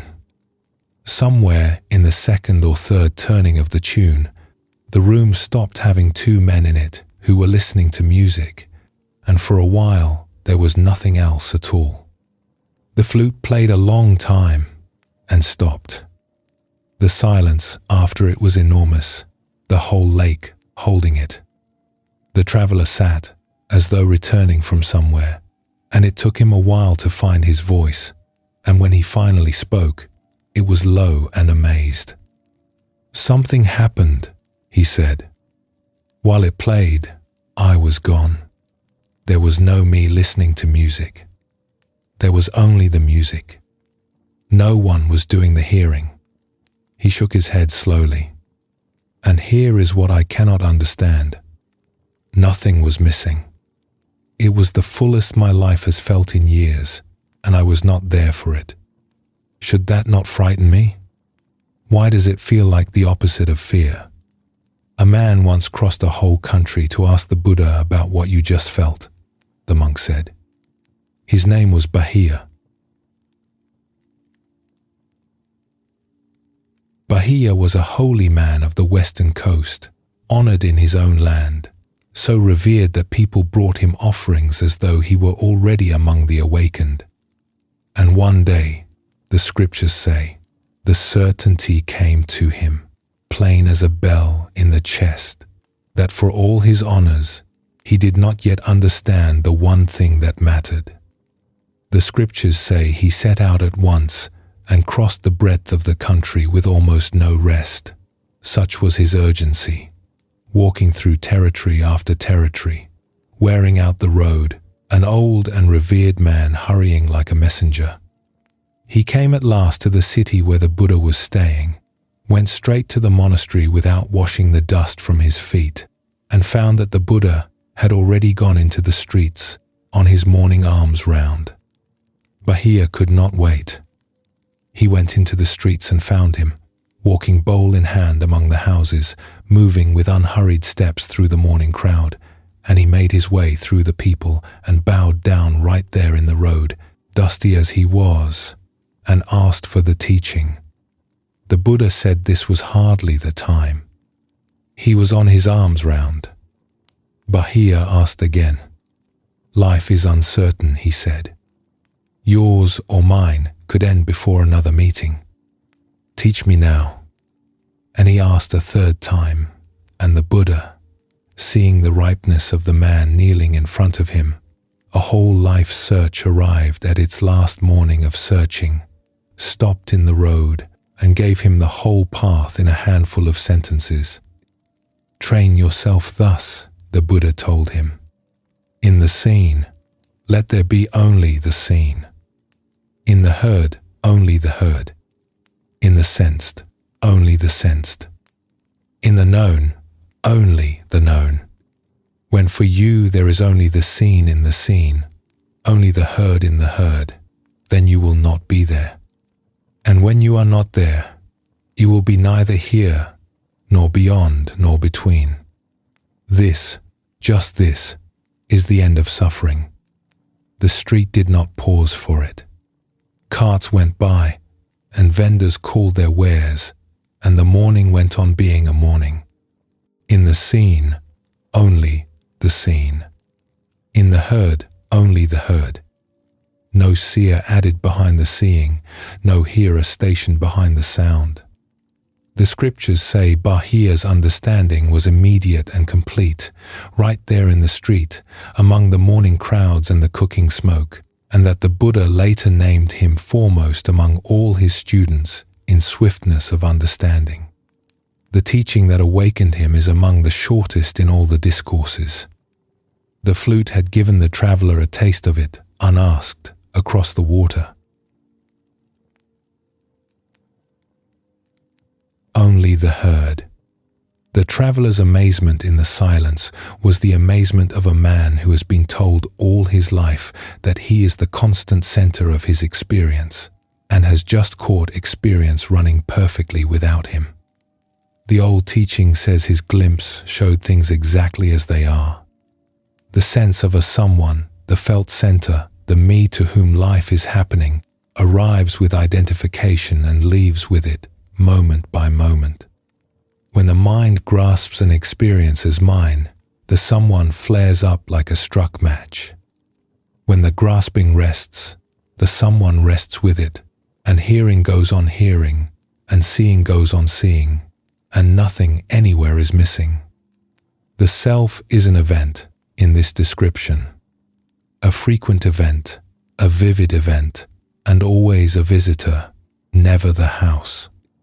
It was born 1,000 times today and ended 1,000 times, and every one of its endings passed unmourned, in the middle of a laugh, a task, a song, because the endings are seamless and nothing needs them to be otherwise. And everyone already knows the house without it.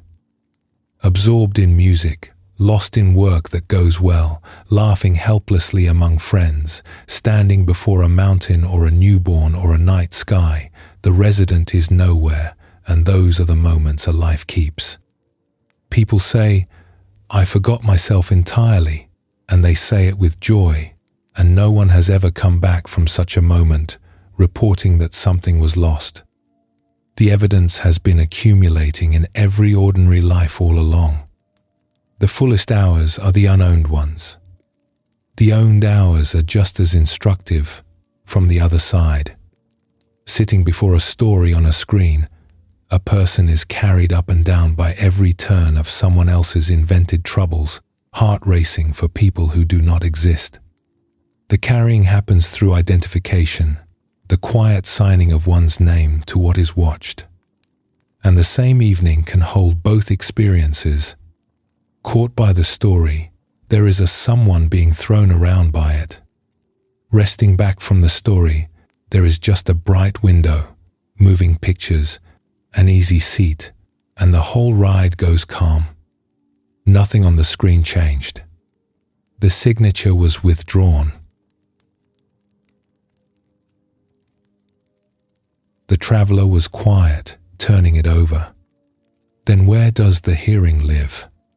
he said at last. "If no one is stationed behind it. All my life I have felt the listener sitting here." He touched his forehead, just behind the eyes. Someone at a small window, looking out. "Look for the window," the monk said, and smiled. "You will be in good company." A monk named Xiangyan looked for years, and a pebble answered him. Xiangyan was a monk of great learning, in the China of the old masters. He could discourse on every scripture and answer any question of doctrine with 10 citations. His teacher watched this brilliance for years and saw where it had walled him in, and one day set him a question no citation could touch. "Tell me something true," the teacher said, "from before your parents were born. Not a line from the books. Your own word." Xiangyan searched all his learning, went through his notes and commentaries one by one, composed answer after answer, and the teacher declined them all, and at last Xiangyan stood before the question with all his brilliance and found nothing whatever to say. In grief, he burned his notes. If the books could not answer it, he reasoned, then he was no scholar after all, and he would stop pretending to be one. He gave up the pursuit of the great matter entirely and took himself off to a ruined temple in the hills and settled into a simple life of tending the place, sweeping and mending and planting, asking nothing further of understanding. Seasons passed that way. The question he could not answer went everywhere with him, no longer chased, just carried, the way a stone is carried in a pocket until the hand forgets it is there. One morning he was sweeping the path before the temple. The broom moved, the dust rose, the morning went about itself, mist in the bamboo grove, a bird somewhere repeating its 2 notes. And the broom flicked a pebble off the path, and the pebble flew and struck a stalk of bamboo. Talk. That was all. One small hollow sound in an empty hillside. And in that sound, the tradition says, Xiang Yan woke completely. There had been no time to assemble a listener. The sound was too sudden, too plain, too fast for the small resident to take up his station at the window. There was only the herd, exactly as the Buddha had told Bahia in the street, and in the space where the hearer had always been imagined, Xiangyan found what Huike had found in the snow, and he laughed and bowed in the direction of his old teacher's monastery, grateful beyond words for the question no book could answer. Where does the hearing live? Basui students and Xiangyan's pebble and one hollow talk of bamboo all return the same finding. The listening has no address. Awareness is nothing material, and so it occupies no seat, no more than a song occupies a corner of the room it fills. The small window behind the eyes turns out to be one more image drifting through the very awareness it claims to house, a picture of a watcher watched. Knowing happens. It happens with the flute and the pebble and the wind at the eaves, effortlessly, everywhere and nowhere. And searching it for a headquarters is like searching the sky for the place where blue is kept. Even the watcher this journey has returned to so often, the one who sees the thoughts come and go, submits to the same discovery. Looked for, the watcher becomes one more thing watched, a felt sense of being a watcher, arising and passing like everything else. The corner where the observer seemed to stand is open ground. There is no place to stand, and standing was never needed. The seeing has gone on this whole time, without a seer stationed anywhere, the way the lake below the window holds the whole sky, without a holder. And here is the comfort at the bottom of it, the reason the traveler felt fullness where he expected fear. Someone must be maintained. A someone has borders to patrol, a reputation to carry, an image to hold up in every mirror and every conversation, and the maintenance never ends and is exhausting beyond telling. The modern day hands the window keeper more work than any generation before it, a running record to curate, an audience to imagine at all hours, a self to present in the morning and defend in the afternoon and review at night. Much of what gets called stress is simply this: the resident working double shifts at a window that was never there. What the flute gave the traveler was an hour off from all of it. What the teaching offers is the discovery that the position was always temporary, always an event, never the ground. The ground is simpler. Hearing, seeing, breathing, resting. Life, running beautifully, with no one required, at the window. Moments of this are scattered through every ordinary day, and they can simply be recognized as they happen, familiar as old friends. Music that takes the whole of attention. Work that flows until the clock astonishes. Rain watched from a doorway until there is only rain. The face of someone loved, looked at past the point where looking has a looker. Each one is a small visit to the open ground, already familiar, already home, and each one can be left exactly as it is, unspoiled by the rush to plant a flag on it. The flag planting is the only mistake available here. The moment the experience is claimed, the resident is back at the window, admiring the view and blocking it. Even that is no failure. It is one more appearance, seen like the others, and the window empties again on its own. And in the softest hours, at the edge of rest, the question can be held as Basui meant it to be held, lightly, without hunting. Sounds come, the house settling, a car far off, wind. Who hears them?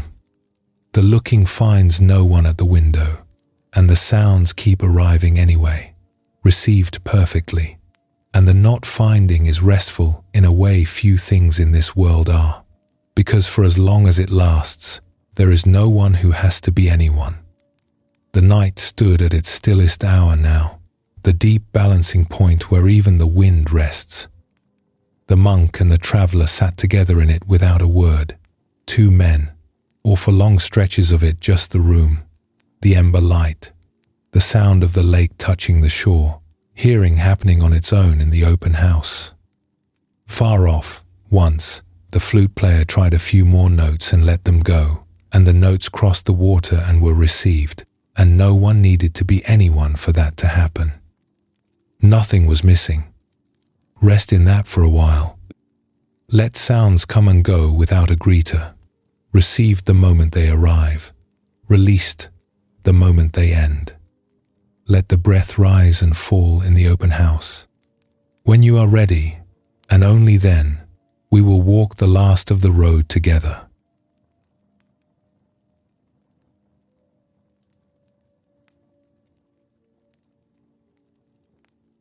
There is a moment in the Majjhima Nikaya when the Buddha pauses in the middle of teaching and warns his monks about the teaching itself.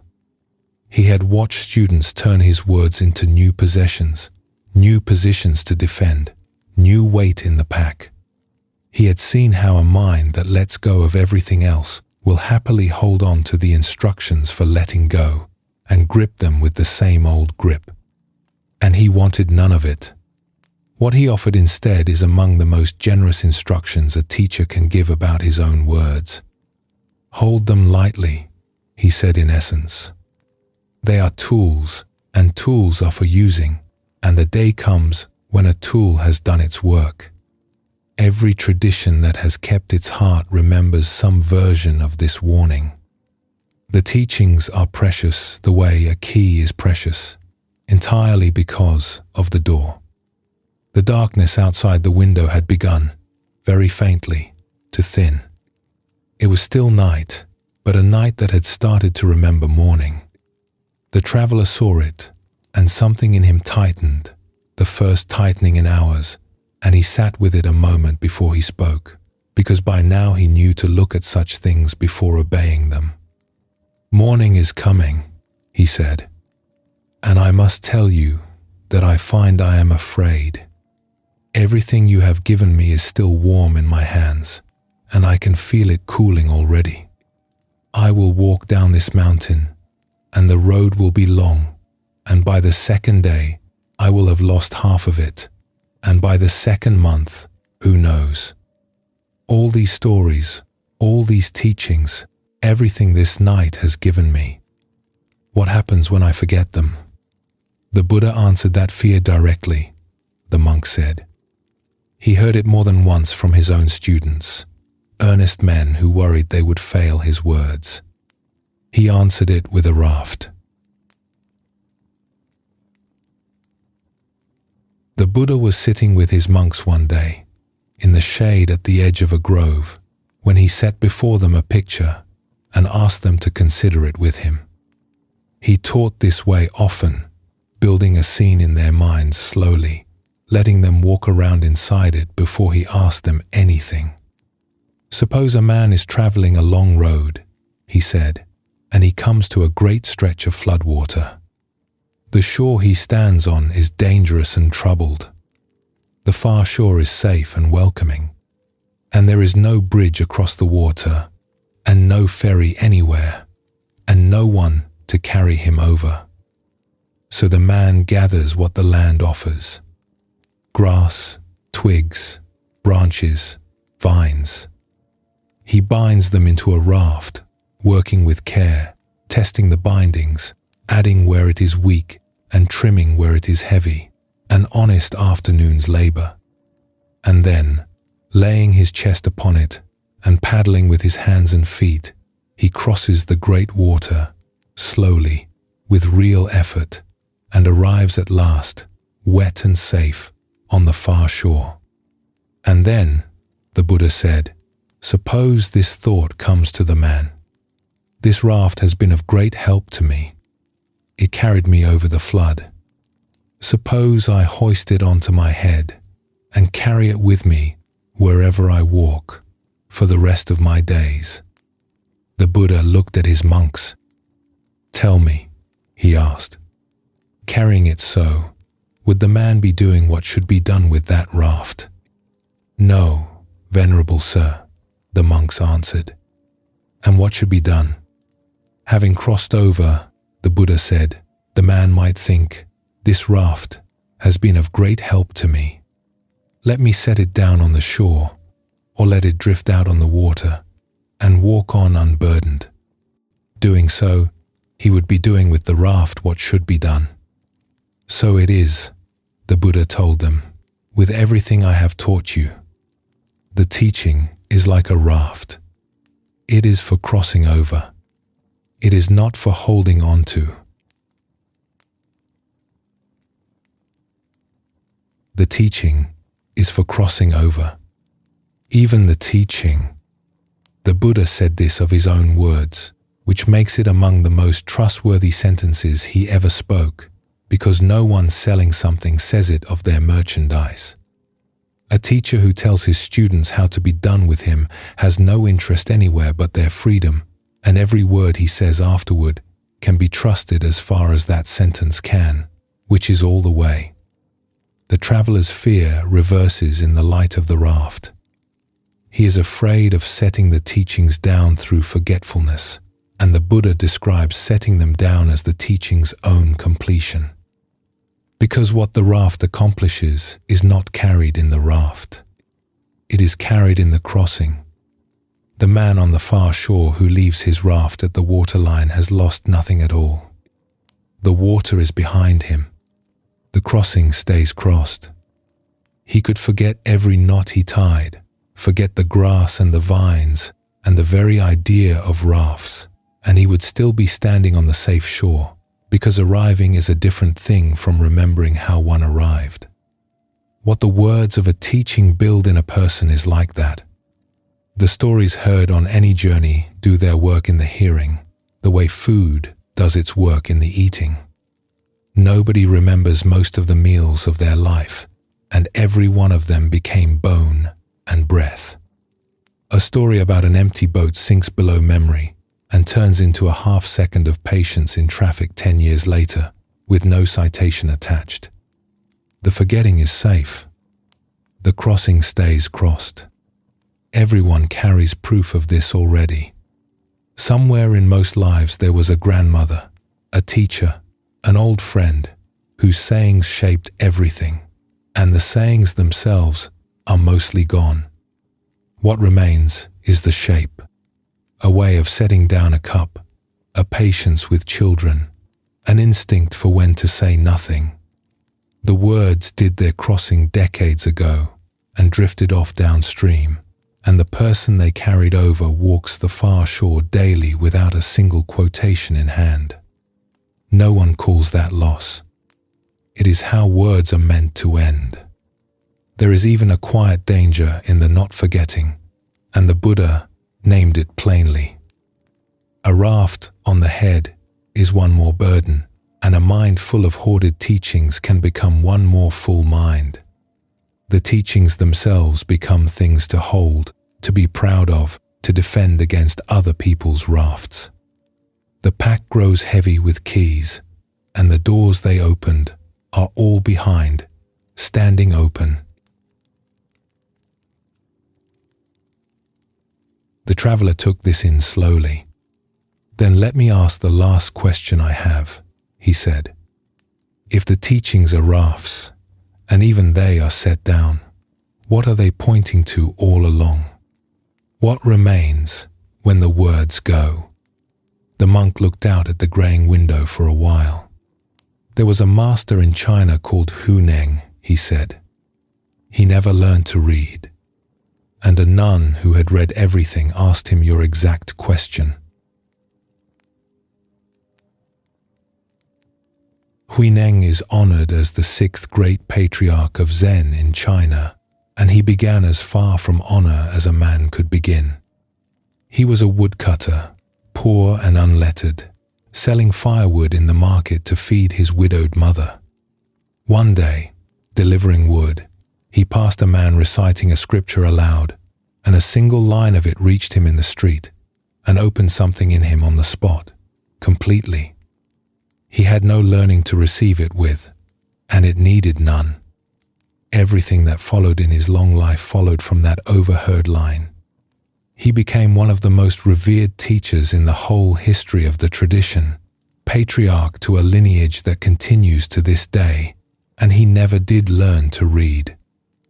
In his years of teaching, there was a nun who had given her life to a great scripture.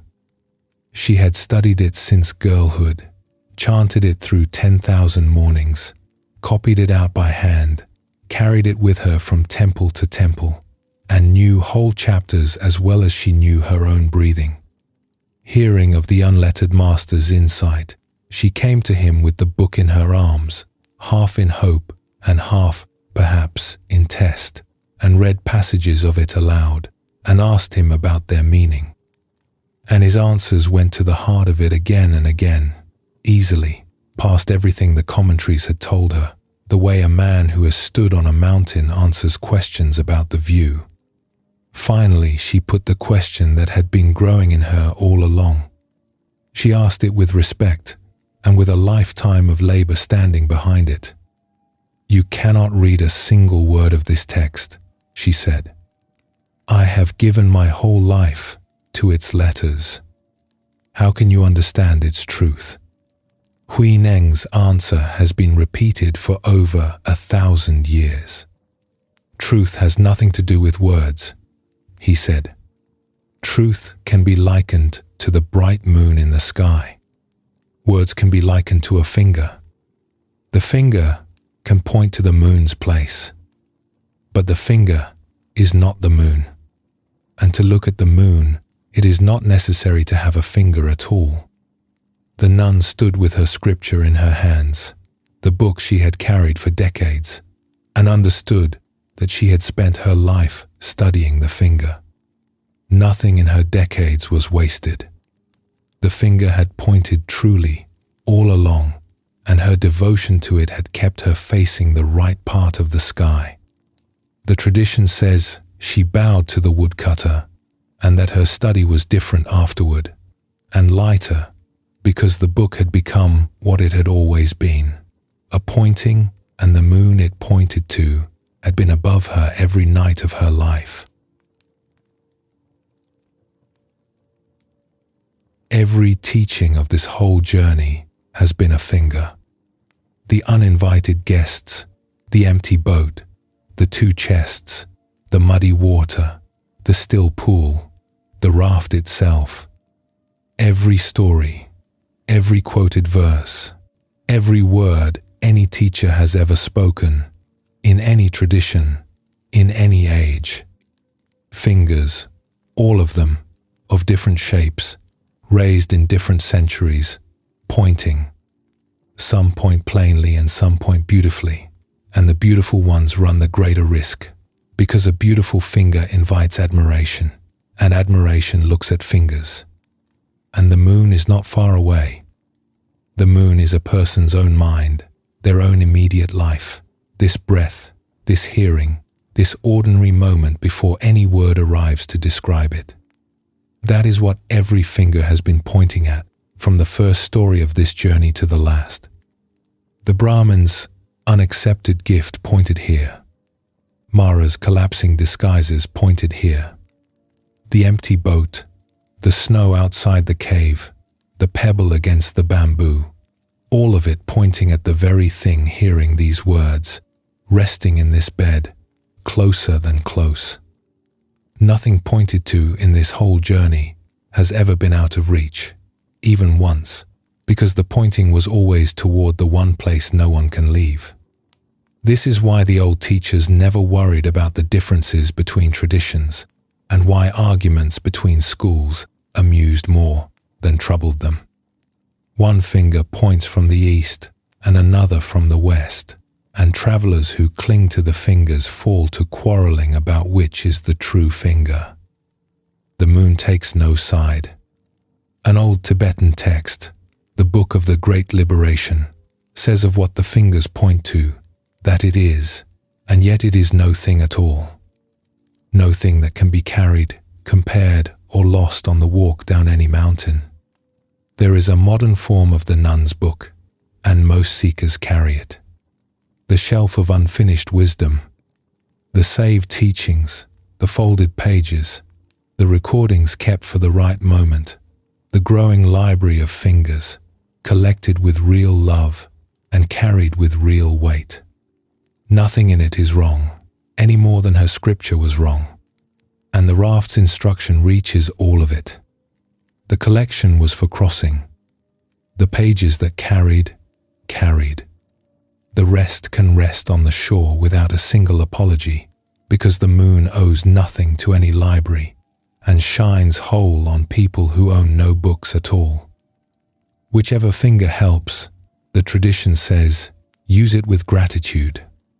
Whichever does not, set it down without guilt. There is no obligation anywhere in this, no vocabulary that must be kept, no story that must be retold correctly. There is only the moon, and it does not require the finger, and it has never once set.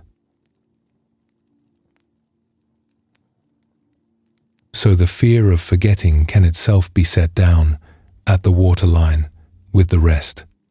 It was the last piece of luggage, and the oldest kind, the fear of losing what was given, and it weighs the same as the other luggage weighed, and it opens the same way, in the hand that stops holding. What was heard on a journey like this one does not need guarding. Whatever crossed over, crossed. It will surface on its own, uninvited in the best way, as a moment of ease, at a kitchen sink, a soft word inwardly spoken, a hand that relaxes around an old grief, for no reason that memory can supply. An empty boat will drift through some difficult afternoon years from now, and be recognized without being remembered. The stories will keep their appointments without being summoned, and they keep them best in minds that have stopped standing guard over them. And whatever did not cross was not needed, or its season has simply not come, and the water is patient, and the far shore is not going anywhere. Even these words, now, are only a finger. They have almost finished their pointing, and the moon they point at is already here, filling the room, needing nothing further from anyone. Outside the window, the sky above the far shore had turned the color of iron, and then, at its lowest edge, the color of ash, the first gray of the coming morning. The traveler saw that he was no longer afraid of it. The morning would bring what mornings bring, and the road would take what roads take, and none of it needed to be held in advance. The monk gathered the empty cups and set them aside and rinsed them without hurry, and the two of them sat facing the window, watching the light think about arriving. Neither of them moved to light another candle. Let the hands open now, holding nothing, keeping nothing. Take one slow breath and let it carry whatever it likes out with it. There is no need to remember any of this. When you are ready, we will sit together for the last of the dark.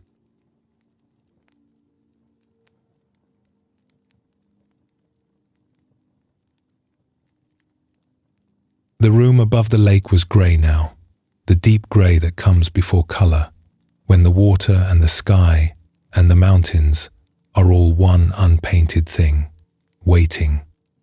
The stove had gone cold hours ago and no one had minded.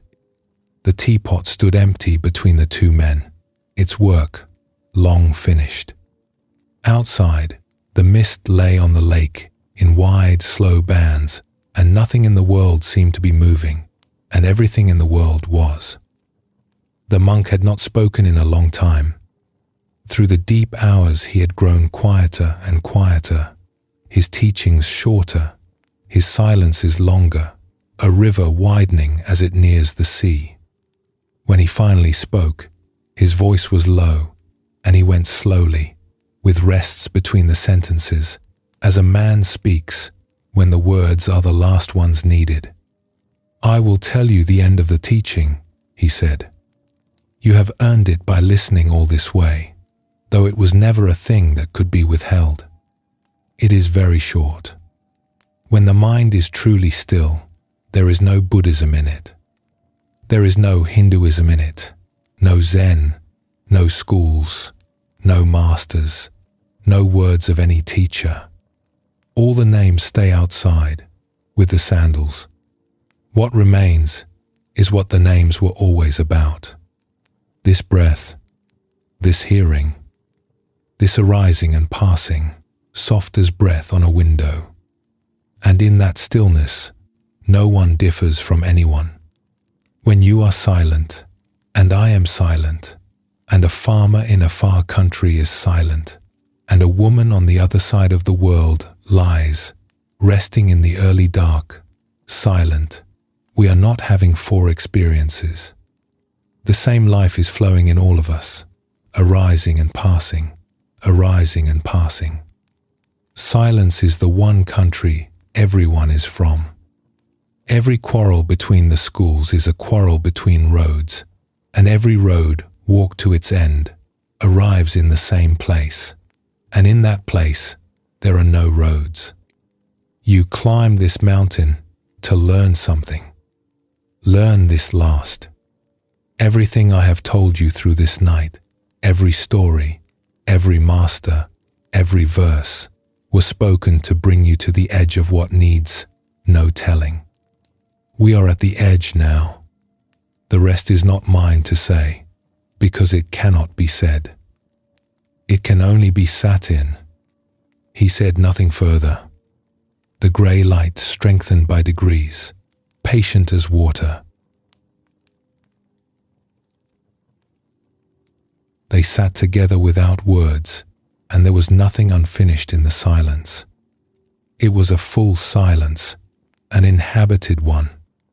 The lake touched the shore, and touched it again, an old clock keeping an old time. Somewhere below the window, the first bird tried a single note, decided it was early yet, and stopped. A beam settled in the roof with a small wooden sound. The two men breathed, each at his own slow pace, and the breaths needed no attention and received none. The candle had burned out at some point without either of them seeing it go, and no one had needed it for a while, because the window had begun, faintly, to give more light than the flame ever had. Time passed, or seemed to. In such an hour it is hard to say. The mist moved on the water. The grey deepened toward pearl. Thoughts still came, in both men, drifting through like the last boats of the night finding their moorings. In the traveller, a thought of the road ahead, a thought of home, a brief, bright memory of the flute. In the monk, whatever moves in a mind that has sat by this lake for 50 years, thoughts worn smooth as shore stones. They came, and they were seen, and they went. No one invited them. No one judged them. No one asked them to stay, and no one asked them to leave. Guests in an open house, arriving and departing through doors that no longer needed a keeper. Let it come, and let it go.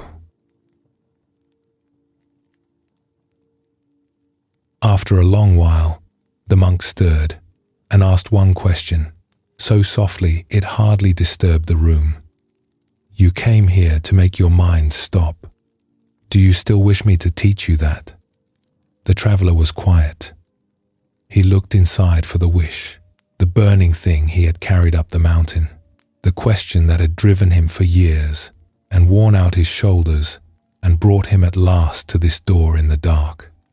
He remembered the weight of it exactly. He remembered standing at the gate with it, saying it aloud to a stranger with a lantern, certain that his life hung on the answer. He searched for it the way Huike had searched in the snow. He looked in the place where it had always burned and found the place warm and empty, like a bed someone has risen from. He looked for the urgency and found only the memory of urgency, light as a shed coat. He looked for the one who had done all that wanting, all that carrying, all that walking.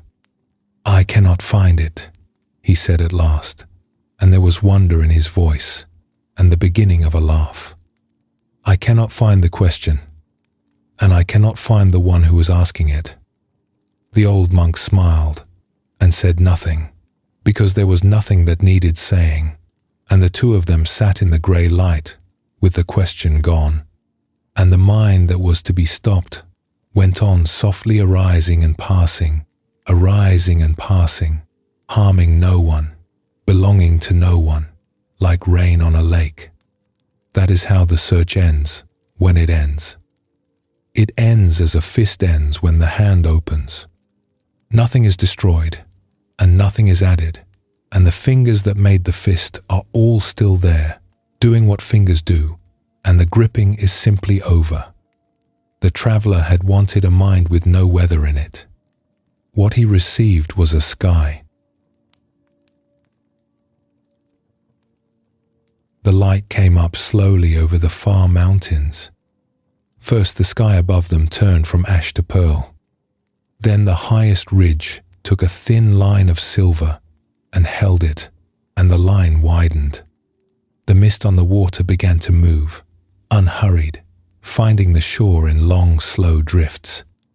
A fish rose somewhere out in the grey and left its ring, and the ring widened and faded, the same as it had in the night, the same as it would at noon, the old lesson given free of charge at all hours. And the lake turned from black to iron to the colour of the sky, holding the morning up as it had held the stars, without effort, without a holder. The Dhammapada says there is no path in the sky. And there was none. The night had crossed it entire, moon and stars and all, and left no footprint anywhere. Trackless, unmarked, unharmed, the sky received the morning as the mind receives its next moment, with nothing left over from the last one. Everything that had passed through it was gone without residue. Everything arriving found it open. The mist thinned as the light grew, lifting off the water in slow, reluctant veils, and where it lifted, the lake showed itself perfectly clear to the stones of its floor near the shore. Every grain of the night stirring settled, every reflection given back whole. The mountain stepped out of the greyness one ridge at a time. Colours returned in the order colours return, the deep greens first, then the browns of the shore, then, at the last, on the highest snow of the far peaks, the first gold. Somewhere in the monastery below, a bell rang once, round and low, and the sound widened out over the water, and thinned and was gone, and the silence after it was fuller than the silence before it, warmer, like a room where a fire has burned all night. The monastery began, very softly, to wake. A door slid somewhere. A broom started its patient work on a distant walkway. Hush, hush, hush, sweeping its path as Xiangyan swept his, and any pebble now might strike its bamboo. Water was poured. A second bird answered the first, and then the trees along the shore filled slowly with small voices, each one only the herd, arriving in the open house of the morning, greeted by no one, received completely. All of it arrived uninvited. The bird's note, the bell, the gold on the far snow, this breath, and the next one, and the next. It comes anyway. It has always come anyway, morning after morning, a guest that has never once missed its day, and it stays exactly as long as it stays, which is the way of every guest, and the door stands open at both ends of the visit. Like clouds passing through the sky, the thoughts of this whole journey, the worries that arrived at the beginning, the old sorrows, the verdicts, the questions, passing all this time, every one of them. Not one remains of the 100 that came and went in the first hour, and the 100 that come in the next hour will pass the same way, already passing as they arrive. The sky they pass through, unmarked. The sky they pass through, unharmed. Room in it for every cloud there has ever been, and the shape of none of them kept.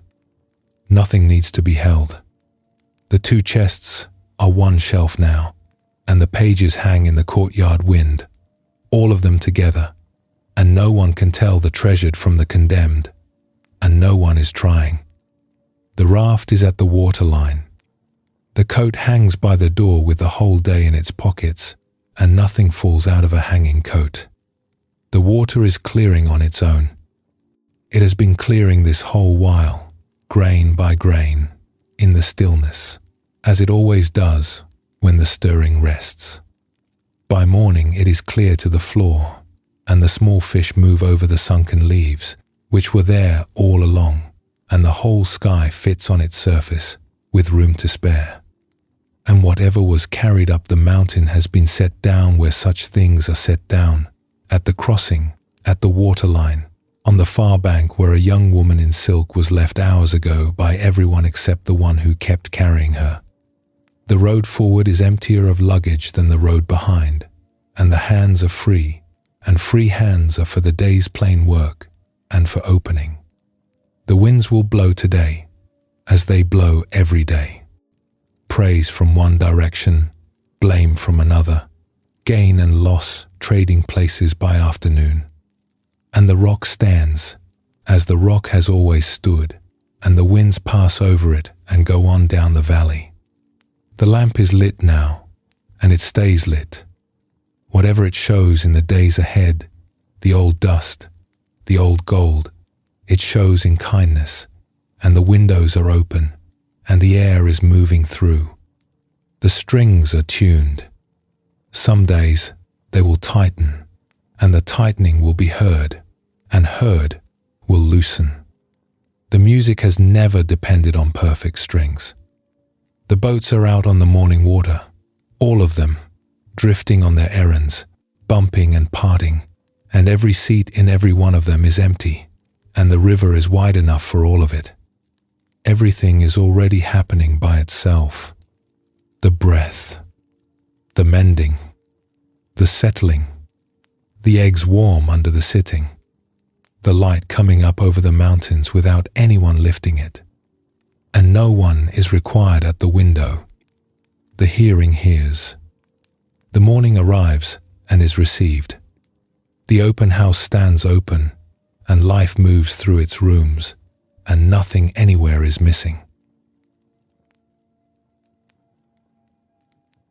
In the room above the lake, the two men rose at last, unhurried, joints easing after the long sitting, and the traveller folded the blanket he had been given, taking his time with the corners, one more plain task done for its own sake. The monk opened the door, and the smell of the morning came in, water and pine and cold clean air, and the sounds of the waking monastery came with it. The broom, the poured water, a first soft voice somewhere reciting. They stood together at the gate where they had met, in the place where a lantern had once been raised over a stranger's troubled face. Below them the path wound down the mountain into the mist, and beyond the mist, faint and far, lay the roads and the roofs of the ordinary world, where kettles would soon be boiling and doors opening and 10,000 minds waking into their day, each one an inn on an old road, each one a sky, each one a still pool waiting under its own weather. The traveller bowed, low and long, in gratitude too whole for words. There was nothing to say, and neither of them said it, and the not saying held everything the saying had built, complete, the raft resting at the waterline behind them both.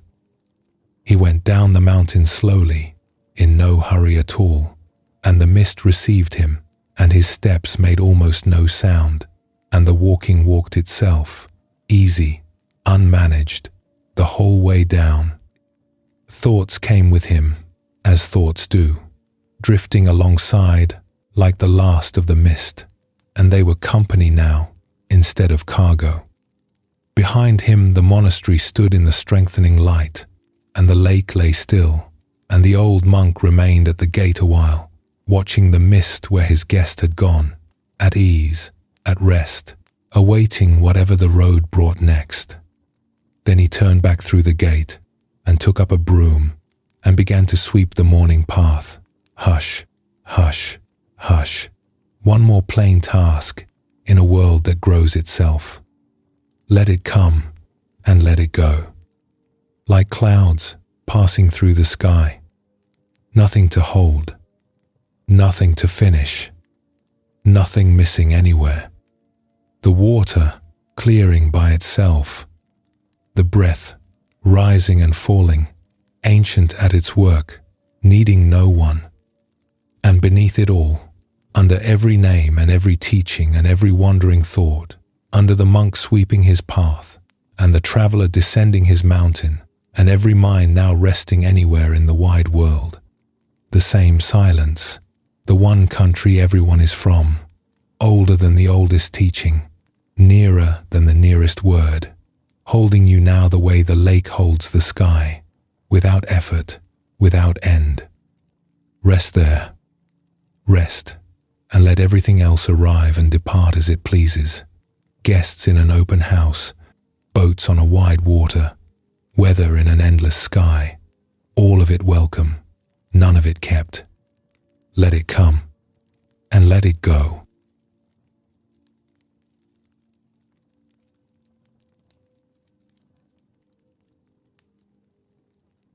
The journey is complete. It began with a traveller who wanted his mind to stop, and it ends with a man walking down a mountain in the morning mist, his mind still moving, and his peace no longer depending on it. Nothing was silenced. Nothing needed to be. The thoughts were never the trouble. The holding was, and the holding has been set down. Whatever you carry away from this, carry it lightly. The stories will keep themselves. The teachings will surface when they are needed, on their own, the way all planted things come up in their season. And if every word of this is forgotten by morning, nothing is lost, because the words were only fingers, and the moon they pointed to will be with you tomorrow, and every day after, closer than your own breath. Somewhere in you, the stories are already settling into their places, the way guests settle into a house. The Brahmin still stands in the sunlit grove, holding the gift that was never accepted, and it remains his. Mara still sits at the side of the road with his stick, out of disguises, out of ideas. The calligrapher's pages still lift and turn together on the line in the courtyard wind, the treasured and the condemned side by side, and no one can tell them apart, and no one is trying. The abbess still opens her door in the cold corridor and listens to everything, and laughs her soft laugh, and sends another troubled heart back to bed with the kindest sentence in the world. They are not you. The forest pool is still clearing, grain by grain, in the dark. The empty boat still drifts down its wide river, harming no one, piloted by no one. The garden still grows through the season at the window, blossoming on its old schedule, asking nothing of anyone's worry. The flute still crosses the black water of the lake and is received completely, and no one needs to be at the window for the music to arrive. The raft still rests at the waterline where it was set down, its work finished, its crossing crossed, and the mountain is nearer than it seems. It was never only a place in a story. The small room above the lake is any room where a person sits down with their own mind and agrees to watch it kindly. The pot of tea is any pot of tea. The old monk's patience is a patience you can extend to yourself on any evening of any week, in any chair, in any bed, including this one. The gate where the lantern was raised stands open at the end of every difficult day, and the road to it is exactly as long as one honest breath. Tomorrow the world will do what the world does. Kettles will boil, doors will open, the 8 winds will blow from their 8 directions, and thoughts will arrive by the 100, uninvited, unsigned, wearing all their old costumes. Let them come. You know them now. You know the weather of the mind the way the old gardener came to know her garden, and you know that the growing, the settling, the mending, and the clearing were never yours to do, and are all being done. So there is nothing left to hold, and no one who must hold it.